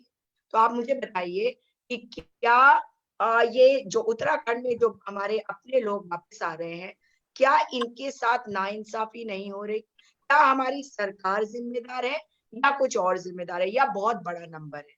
आपसे जानना चाहती हूँ। बिल्कुल सही बात है। मैं धस्माना जी की बात से बिल्कुल सहमत हूँ कि 2010 में 1 करोड़ का कुंभ था, और हम लोग आए साल कांवड़ का मेला जो सावन का है, भरपूर मात्रा में यहाँ पर बाहर से लोग आते हैं, और एक सप्ताह का पूरा तांडव रहता है।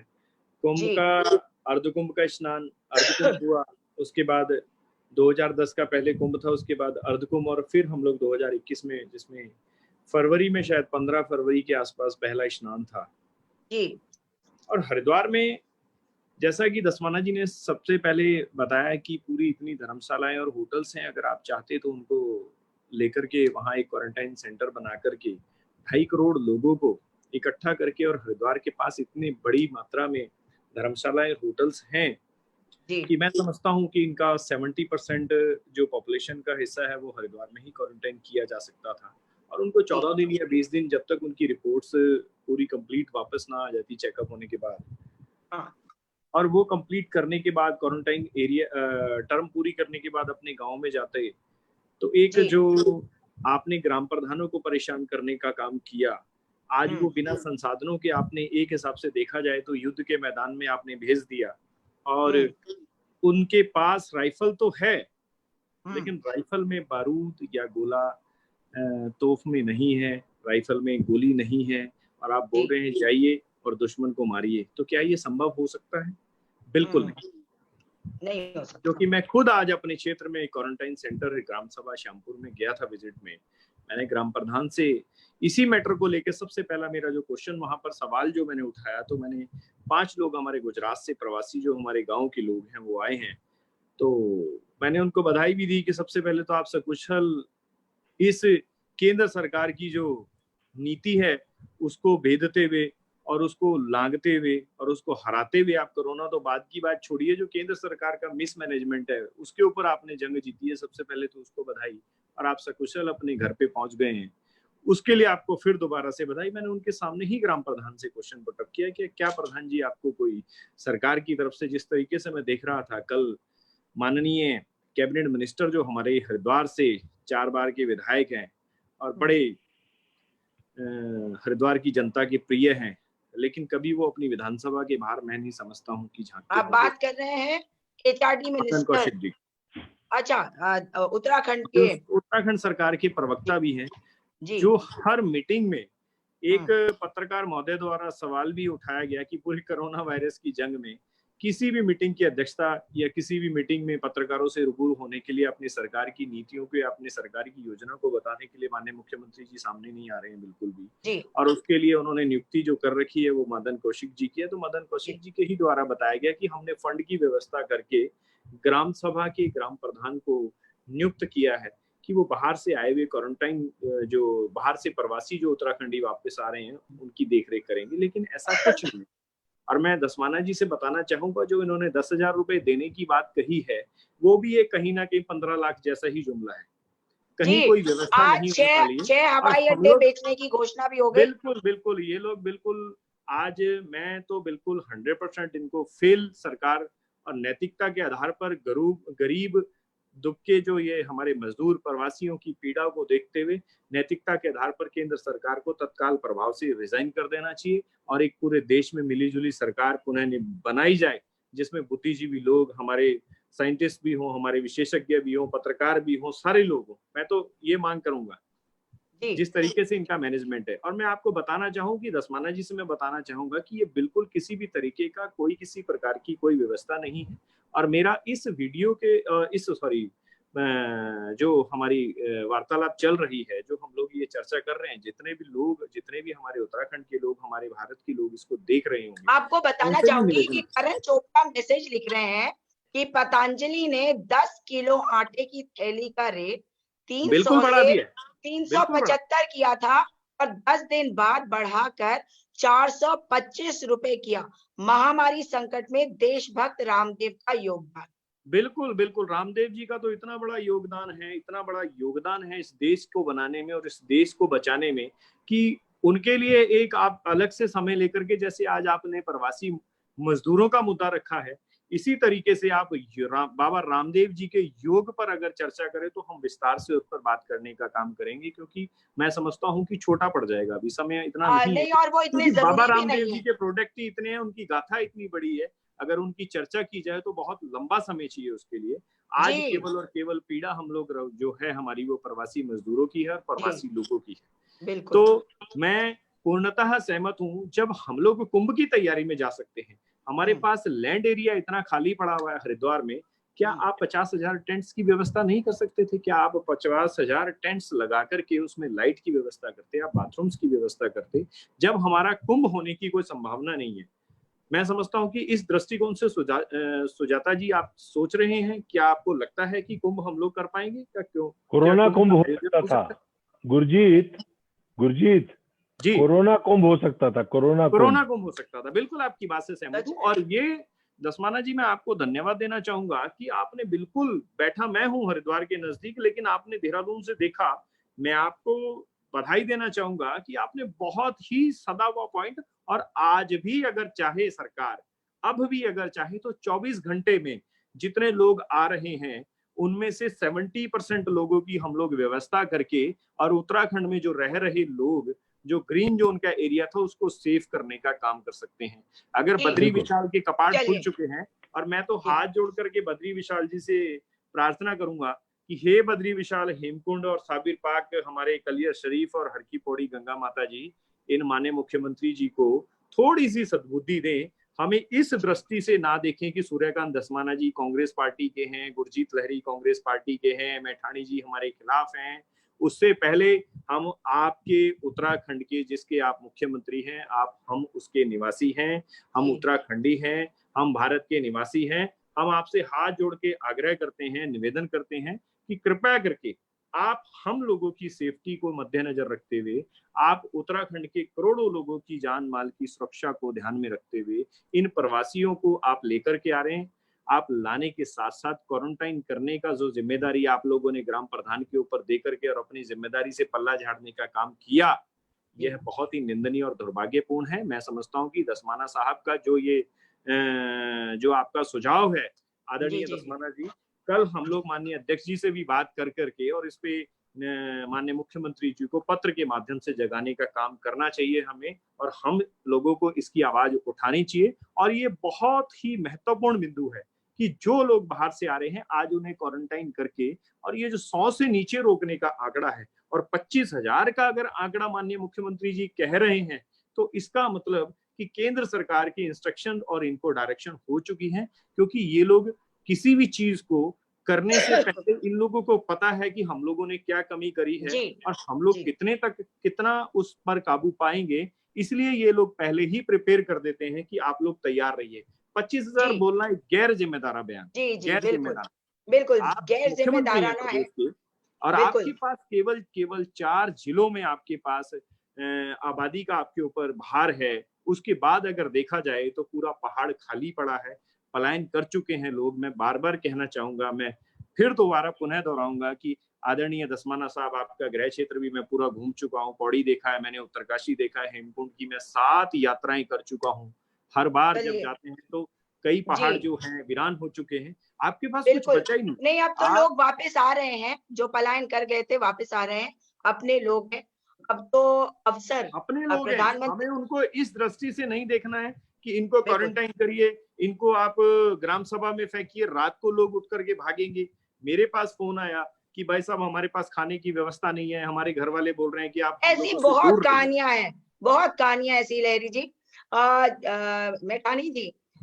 और मैं एक बात और कहना चाहूंगा, आज देखिए संक्षिप्त में आज दिल्ली में जो प्रवासी मजदूर अपने घरों की ओर जा रहे थे, आदरणीय राहुल गांधी जी ने अपना पूरा जो उनका सुरक्षा घेरा उसको तोड़ करके मजदूरों के बीच जाकर के उनकी पीड़ा को सुनने का काम किया। और कल आप देखिए जरा मीडिया में उसको किस तरीके से ये लोग किस तरीके से उसको ट्रोल करने का काम करेंगे। आप ये भी क्या हुआ, मुझे यही चीज कांग्रेस की समझ में नहीं आती। आप एक बात बताऊं, पेट चलाती हूँ मैं और गालियां भी खाती हूँ, परंतु एक एक व्यक्ति जानता है कि मुझे उनकी गालियों से कोई फर्क नहीं पड़ता। मेरी आदत नहीं है किसी को पलट के कुछ भी कहने का, लेकिन मैं समझ गई हूँ कि जो फेक आईडी है उनको जवाब देना भी जरूरी है। तो आप लोग क्यों नहीं जवाब दे सकते? मैठानी जी, किसी ने लिखा है कि 60 सालों में लिखते हैं जी, 60 सालों में क्या हुआ, वो अंधभक्त आजकल कांग्रेस के बनाए स्कूलों में क्वारंटीन रखते हैं, वरना भाजपा तो शौचालयों में रखती। ऐसा लिखा है करण चोपड़ा ने। मैठानी जी, बिल्कुल आप जवाब देने की बात कर रहे हैं, मैं तो इस तथ्य पर ज्यादा काम करना पसंद करता हूं कि फैसला ऑन द स्पॉट। आप फोन हाँ पर ज्यादा समय ना खराब करिए, आमने सामने मिले तो ज्यादा बेटर बात होगी। बिल्कुल बिल्कुल। आज एक व्यक्ति जिनकी आईडी पे मुन्ना सिंह चौहान जी की फोटो उन्होंने लगा रखी है अपने साथ कवर फोटो में, तमाम तरह की गालियां दे रहे थे। मुन्ना सिंह चौहान जी को मैं वो अवश्य भेजना चाहूंगी। तो धसमाना जी, आपको भेजूंगी वो आईडी, आपके माध्यम से भी भिजवाना चाहूंगी, जरूर देखिए, भेजिएगा। अगर कि गाली ऐसे दे रहे हैं तो फॉलोअर आप हैं मेरे को उनके भेजिएगा। कि मैं उनका विरोध अगर कर रही हूं उनकी सरकार का, तो ऐसे ऐसे लोग आके गंदी गंदी भद्दी भद्दी गालियां देते हैं। मैं आपको बताऊं, एक कैबिनेट मिनिस्टर का की आईडी से मुझे बहुत ही गंदा एक वीडियो कॉल आया था। मैंने रात को 11:30 बजे उनको फोन किया और उन्होंने उसी वक्त जो करना था वो किया, उस आईडी को ब्लॉक किया। अपने फेसबुक पेज पे जो वेरीफाइड पेज है वहां पे लिखा, अगले दिन उसकी कंप्लेंट हो गई है, साइबर सेल में वो मैटर पेंडिंग है। इसलिए मैं तो कहीं नहीं रुकती हूँ। और मैं आपको बता रही हूँ, रात के शायद 11:30 या 11:45 बजे थे, मैंने फोन किया, उन्होंने उठाया भी उसी वक्त। तो एक्शन इन लोगों के खिलाफ लेना पड़ेगा। मैं बिल्कुल। बात करना चाहती हूँ मैठानी जी आपसे, व्यवस्थाएं, प्रवासी, हमारे अपने जो पलायन करके गए आज वापस आ रहे हैं, किस नजर से देख रहे हैं हम उन्हें, क्या कर सकती थी सरकार? थोड़ा संक्षिप्त में, क्योंकि समय बहुत हो गया है। बिल्कुल, सुबह मुझे भी एक्सरसाइज जाना। ये एक बहुत महत्वपूर्ण मुद्दा है। सारे सारे भारत में एक ही प्रदेश ऐसा है जिसका पलायन आयोग है, और आपने पलायन आयोग बनाया था कि लोग पलायन करके बाहर जा रहे हैं, उनको अपने यहाँ रोका जाना चाहिए। अभी जब लोग रिवर्स माइग्रेशन या अप्रवासी उत्तराखंडी जिनको आप कह रहे हैं, उन उत्तराखंडी अप्रवासी उत्तराखंडियों को आपको वेलकम करना चाहिए था। और जितना भी तराई भाबर वाला एरिया है जहां से उत्तराखंड की बाउंड्री शुरू होती है, क्योंकि किसी भी प्रदेश से जो भी अप्रवासी लोग वापस आ रहे हैं वो सरकारी वाहन व्यवस्था से आ रहे हैं, ऐसा तो है नहीं कि लोग चोरी छुपे आ रहे हैं। तो आप जहां जहां जिन गेट पर बैरियर्स पे जहां जहां उनकी काउंटिंग होती, उनके टेम्परेचर वाली बात होती, बहुत अच्छा होता कि आपके पास टेस्टिंग किट होती। और लेकिन लेकिन अगर वैसा नहीं है तो आप कम से कम उनका कम से कम फैसिलिटी क्वारंटाइन तो करवाना ही चाहिए था प्रदेश सरकार को। अब प्रदेश सरकार के आज ही के 2 बजे तक के आंकड़े कहते हैं कि जो माइग्रेंट लेबर थे, आपने सबको एक ही कैटेगरी में रख दिया, माइग्रेंट लेबर। और आपका पलायन आयोग कहता है कि 70% लोग जो उत्तराखंड में वापस आए हैं वो ब्लू कॉलर जॉब के, 30% लोग हैं वो लोअर लोअर मतलब मजदूरी वर्ग के लोग। तो आपकी स्टेट की रिपोर्ट कह रही है migrant labour in relief camp given by psychiatric counselling. आपने मनोचिकित्सीय काउंसलिंग दी 27,665 लोगों को प्रदेश में आज शाम के 2 बजे तक। आपके यहाँ होम क्वारंटाइन में लोग पहुंच गए 49,176। माना भाई साहब, इस आंकड़े पे अगर गौर करें तो मतलब होम क्वारंटाइन आप खुद कह रहे हैं हम फेल है। मतलब जो अगर हम कहें फैसिलिटी क्वारंटाइन आपने नहीं की, आप कल के दिन कह नहीं सकते कि हमने फैसिलिटी क्वारंटाइन की, क्योंकि आप ही आज कह रहे हैं 49,176 लोग होम क्वारंटाइन में, जो विभिन्न प्रदेशों से आए, रेड जोन से आए, ऑरेंज जोन से आए, बहुत ही कई लोग कर्फ्यू वाले क्षेत्रों से भी आए होंगे। लेकिन फैसिलिटी क्वारंटाइन आपने 4,660 लोगों को ही प्रदेश के 13 जनपदों में दी है। अब अगर प्रदेश के कुल नगर पंचायत, नगर पालिका, नगर निगम और ग्राम पंचायतों का आंकड़ा देखें तो हम देखेंगे कि ग्राम पंचायतों के पास कोई संसाधन ही नहीं है। उनके स्कूलों की स्थिति इतनी बेकार है, उनके कई गांवों में तो पंचायत भवन नहीं है। क्या वो पंचायत भवन और स्कूल महिलाओं बालिकाओं के लिए सुरक्षित है या नहीं, वहां टॉयलेट्स की सुविधा है या नहीं, क्योंकि ओपन डिफेकेशन यानी कि ये कह रहे थे कि कुछ रिसर्च आर्टिकल आए हैं जिसमें ये कहा गया है कि ओपन डिफेकेशन में भी कोरोना वायरस हो सकता है। लेकिन आप देखिए, जब प्रदेश से लोग पलायन करके जाते हैं तो ग्रामीण क्षेत्रों में 3 तरह के लोग हैं, बुजुर्ग, महिलाएं और बच्चे। और इनमें से 2 लोग, बुजुर्ग और बच्चे, कोरोना के प्रति सबसे संवेदनशील है, सबसे ज्यादा उनको खतरा है। ये तो हम शुरू से ही सुन रहे हैं। तो आप लोग क्यों जानबूझ के संक्रमित हो सकने वाले या पॉसिबल लोग, इन लोगों को पहाड़ पे क्यों भेज रहे हैं जब वहां यातायात सुविधा नहीं है? सारे यातायात के संसाधन आपने बंद कर दिए। जब वहां हॉस्पिटलों में डॉक्टर नहीं है, वहां पे सिंपल ग्लव्स नहीं है, N95 मास्क आप छोड़ दीजिए, कॉटन के ग्लव्स तक कई जगह समाज सेवी संगठन, पुलिस और व्यापार संघ बांट रहे हैं। हमको तो ये लगता है कि इस प्रदेश में शानदार काम पुलिसिंग ने किया है। और सिर्फ हमारे यहाँ 2 छोटे-छोटे मुद्दे आए थे जो पुलिस के साथ हड़प झड़प वाली, जो या किसी तरह के लड़ाई झगड़े वाले। लेकिन उस हिसाब से हमारा प्रदेश सबसे शांत प्रदेश है, सारे हिमालयी क्षेत्रों में सबसे विकट परिस्थिति का प्रदेश, लेकिन सबसे शांत। बिल्कुल, बिल्कुल। दसमाना जी, आखिरी में आपसे सिर्फ एक लाइन में जानना चाहती हूँ। पता था कि ये इतनी ज्यादा खतरनाक बात हो सकती है, तो ग्रीन जोन में लोगों को भेजना ही नहीं चाहिए था। पहले उनका यहाँ पे 14 दिन क्वारंटाइन कर लेते, यहाँ तो जल्दी से उनका इलाज भी हो जाएगा, उनके सैंपल जल्दी से आप उन टेस्टिंग लैब में भी भेज सकेंगे। लास्ट एक बात मैं सिर्फ एक बात कहना चाहता था कि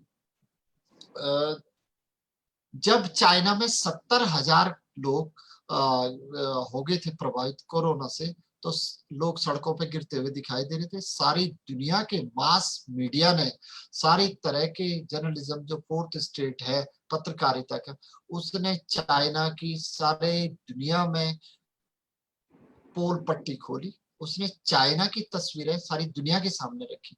अब 130, 35 और 38 करोड़ की जनसंख्या वाले, या 138 करोड़ की जनसंख्या वाले देश जब भारत में, हमारे यहाँ इतने ज्यादा मरीज 70,000 के पास पहुंच गए, तो यहाँ का मीडिया थोड़ा सा बायस तो है ही। मुझे लगता है कि वो अपने कर्तव्य, मतलब ये एक तरह से ये हो सकता है, क्योंकि मैं तो खुद पत्रकारिता का स्टूडेंट रहा हूँ, ये हो सकता है कि भाई आप पत्रकारों के प्रति या उनकी निष्ठा के प्रति प्रश्न उठा रहे हैं। ये नहीं है।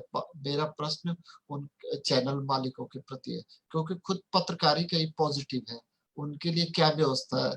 तो ये एक बहुत बड़े मुद्दे हैं। मुझे लगता है कि राज्य सरकार को तमाम तराई वाले क्षेत्रों में, और जो एंट्रेंस पॉइंट है वहीं पे आप लोग आराम से, संसाधन आपके पास थे, और बहुत प्राइवेट कॉलेज देहरादून में है, उनमें 200-200, 300-300 कमरे के हॉस्टल हैं, क्लासरूम्स हैं, वो सब क्वारंटाइन वार्ड बन सकते हैं, धर्मशाला है, आश्रम में कई ट्रस्ट हैं। आप टेंट कॉलोनी लगा देते हो लाखों लोगों के रहने की, तो ये तो 2-2.5 लाख लोग हमारे जो वापस आ रहे थे, और उनके प्रति जो लोग वापस आ रहे थे, उनका मौलिक अधिकार है, वो अपने गाँव आ रहे हैं, अपने क्षेत्र आ रहे हैं। वो उसके लिए कोई भी उनके प्रति राग द्वेष न रखे, उनके प्रति दुर्भावना न रखे।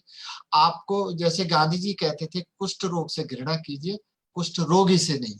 वैसे हम ये कहना चाहते हैं कि भाई देखिए, कोरोना का संक्रमण काल है, सब लोग मानसिक संकट में है, मानसिक रूप से परेशान है, थोड़ा सा लोग परेशान होंगे, लेकिन इस समय हमको सबको हाथ बढ़कर सबका सहयोग करना चाहिए। अगर सरकार असफल रही है तो कम से कम मानवता तो असफल ना हो, इसलिए अपने लोगों का सहयोग करें। बहुत सुंदर बात। और यही बात मैं जानना चाहती हूँ, आखिरी सवाल है मेरा।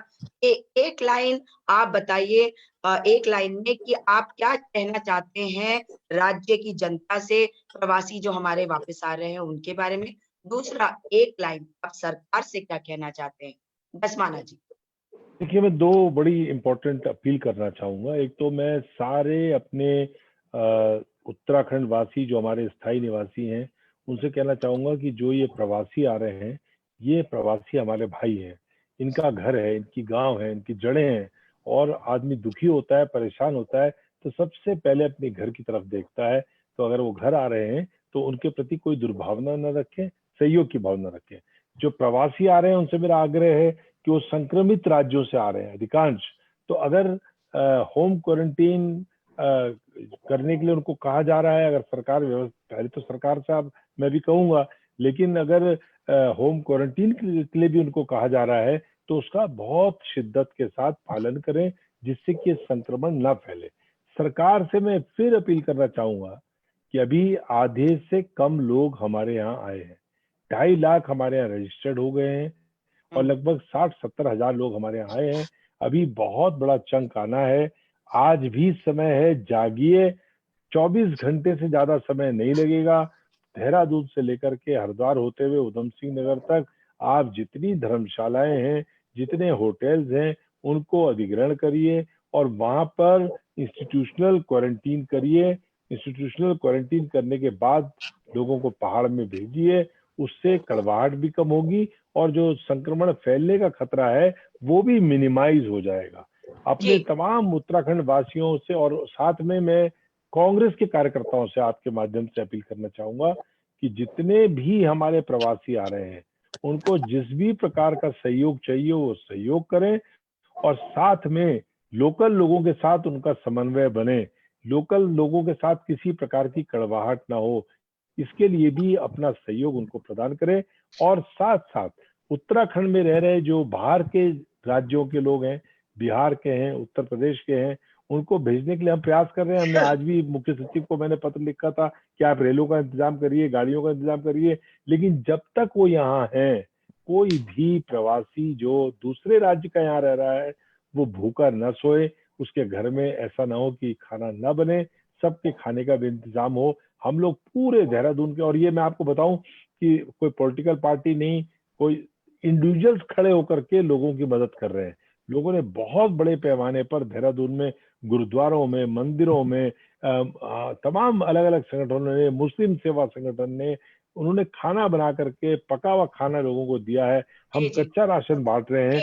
बहुत बड़ा दिल उत्तराखंड के लोगों ने दिखाया है। मेरी सबसे अपील है कि संकट काल में कोरोना को ही अपना दुश्मन माने, किसी को पॉलिटिकल आधार पर, किसी को धार्मिक आधार पर, किसी को जातीय आधार पर या राज्य के आधार पर दुश्मन ना माने।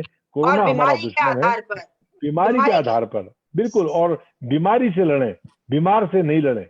घृणा जो है तो बीमारी किसी को भी हो सकती है। बिल्कुल बिल्कुल बिल्कुल। तो मैं इन्हीं शब्दों के साथ आपको भी बहुत इस बात के लिए साधुवाद और धन्यवाद दूंगा कि आप लगातार जिस तरह से इस अभियान में अपनी भूमिका निभा रही हैं। आपको जब भी हमारी आवश्यकता पड़ेगी आप रोज कहेंगी, हम रोज आकर के आपसे बातचीत करेंगे, हम लोग रोज शेयर करेंगे जो स्थितियां हैं। मैं अपने तमाम सहयोगियों का भी और जो हमारे इस पूरे डिस्कशन में मैठाणी साहब, गुरजीत भाई जो इस पूरी संवाद में हमारे साथ रहे और उन्होंने अपने बहुत महत्वपूर्ण सुझाव दिए, उनको भी मैं धन्यवाद और बधाई देता हूँ।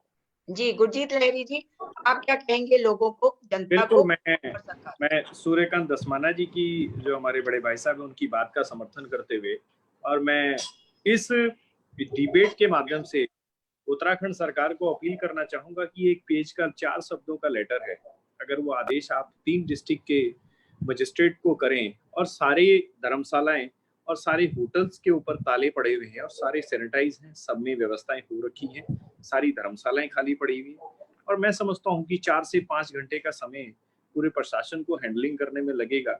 सारे लोग तैयार बैठे हैं, कोई और किसी प्रकार का कोई इंफ्रास्ट्रक्चर या किसी प्रकार की कोई योजनाओं पर कार्य नहीं चल रहा है, केवल और केवल राष्ट्रीय मार्ग का मैं समझ रहा हूँ कि काम चल रहा है। बाकी सब चीजें ठप पड़ी हुई हैं, सारे विभाग खाली हैं और अभी भी मौका है। हम लोग ग्रीन जोन्स को ग्रीन जोन में रख सकते हैं।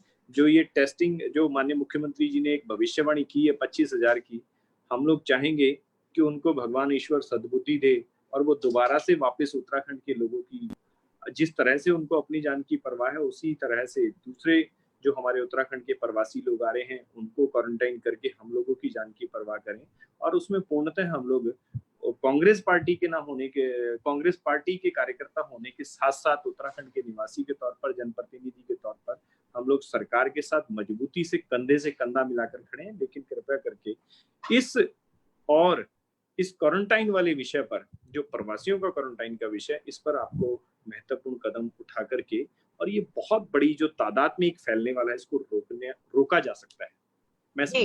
मैठाणी जी आप क्या कहेंगे? राज्य की जनता को क्या कहेंगे, अपने प्रवासी जो लोग हैं जो वापस आ रहे हैं, जो प्रवासी यहाँ हैं, उनके लिए क्या कहेंगे? जनता से क्या कहेंगे? सरकार से? सबसे पहले तो मैं सरकार से ये कहना चाहूंगा कि जो जितने भी हमारे माननीय सांसद महोदय हैं या विधायक हैं, इनकी विधायक निधियों का प्रयोग किया जा सकता है उनकी सद्भावना और सदाज्ञा से भोजन आदि की व्यवस्था में, लॉजिस्टिक में। अगर वो इस बार अपनी जनता का सहयोग करेंगे तो मतलब उसके लिए पॉजिटिव ही है, पॉजिटिव रहेगा, लोग उनके प्रति कृतज्ञ ही होंगे। दूसरी बात यह है कि मेरा सभी ज्यादातर गांवों से खबर आ रही है कि दुकानदार प्रवासी लोगों को मतलब नॉट टच करना या खाना देना, इसमें थोड़ा सा परेशानी नहीं, वो मजबूरी भी है और वो जरूरी भी है, सोशल डिस्टेंस मेरा ये है कि जो अगर अप्रवासी लोग आए हैं वो क्वारंटाइन नियमों का पालन करें, मास्क, सैनिटाइजेशन की बात पूरी करें। आज डीजीपी महोदय ने कहा कि और जो क्वारंटाइन का उल्लंघन करेंगे उनके प्रति कानूनी कार्रवाई होगी। माननीय मुख्यमंत्री ने कहा है कि आज की प्रेस ब्रीफिंग में कि जो सार्वजनिक स्थल पे थूकेगा उस पे जुर्माना होगा। अरे आप जनता जनार्दन को इतना सेंसिटिव बना दीजिए कि आपको इस तरह के आदेश जारी न करने पड़े, कॉमन सेंस लोगों का जाग जाएगा। आरोग्य सेतु ऐप ज्यादा से ज्यादा लोग उपयोग करें। अभी तक आरोग्य सेतु ऐप सिर्फ हमारे प्रदेश में 14,57,989 लोगों ने डाउनलोड किया है या प्रयोग कर रहे हैं। और अब आई बात अप्रवासी लोग जो वापस आ रहे हैं, उनको भी बहुत अपनी जिम्मेदारी समझनी चाहिए। वो कहीं पता चल रहा है घूमने जा रहे हैं, क्रिकेट खेलने जा रहे हैं लोग घरों में आके, तो इससे गांव के बुजुर्गों और बच्चों का भी उनको अपनी जिम्मेदारी समझते हुए ख्याल रखना चाहिए। दूसरा ये है कि स्थानीय लोग को सहयोग देना चाहिए।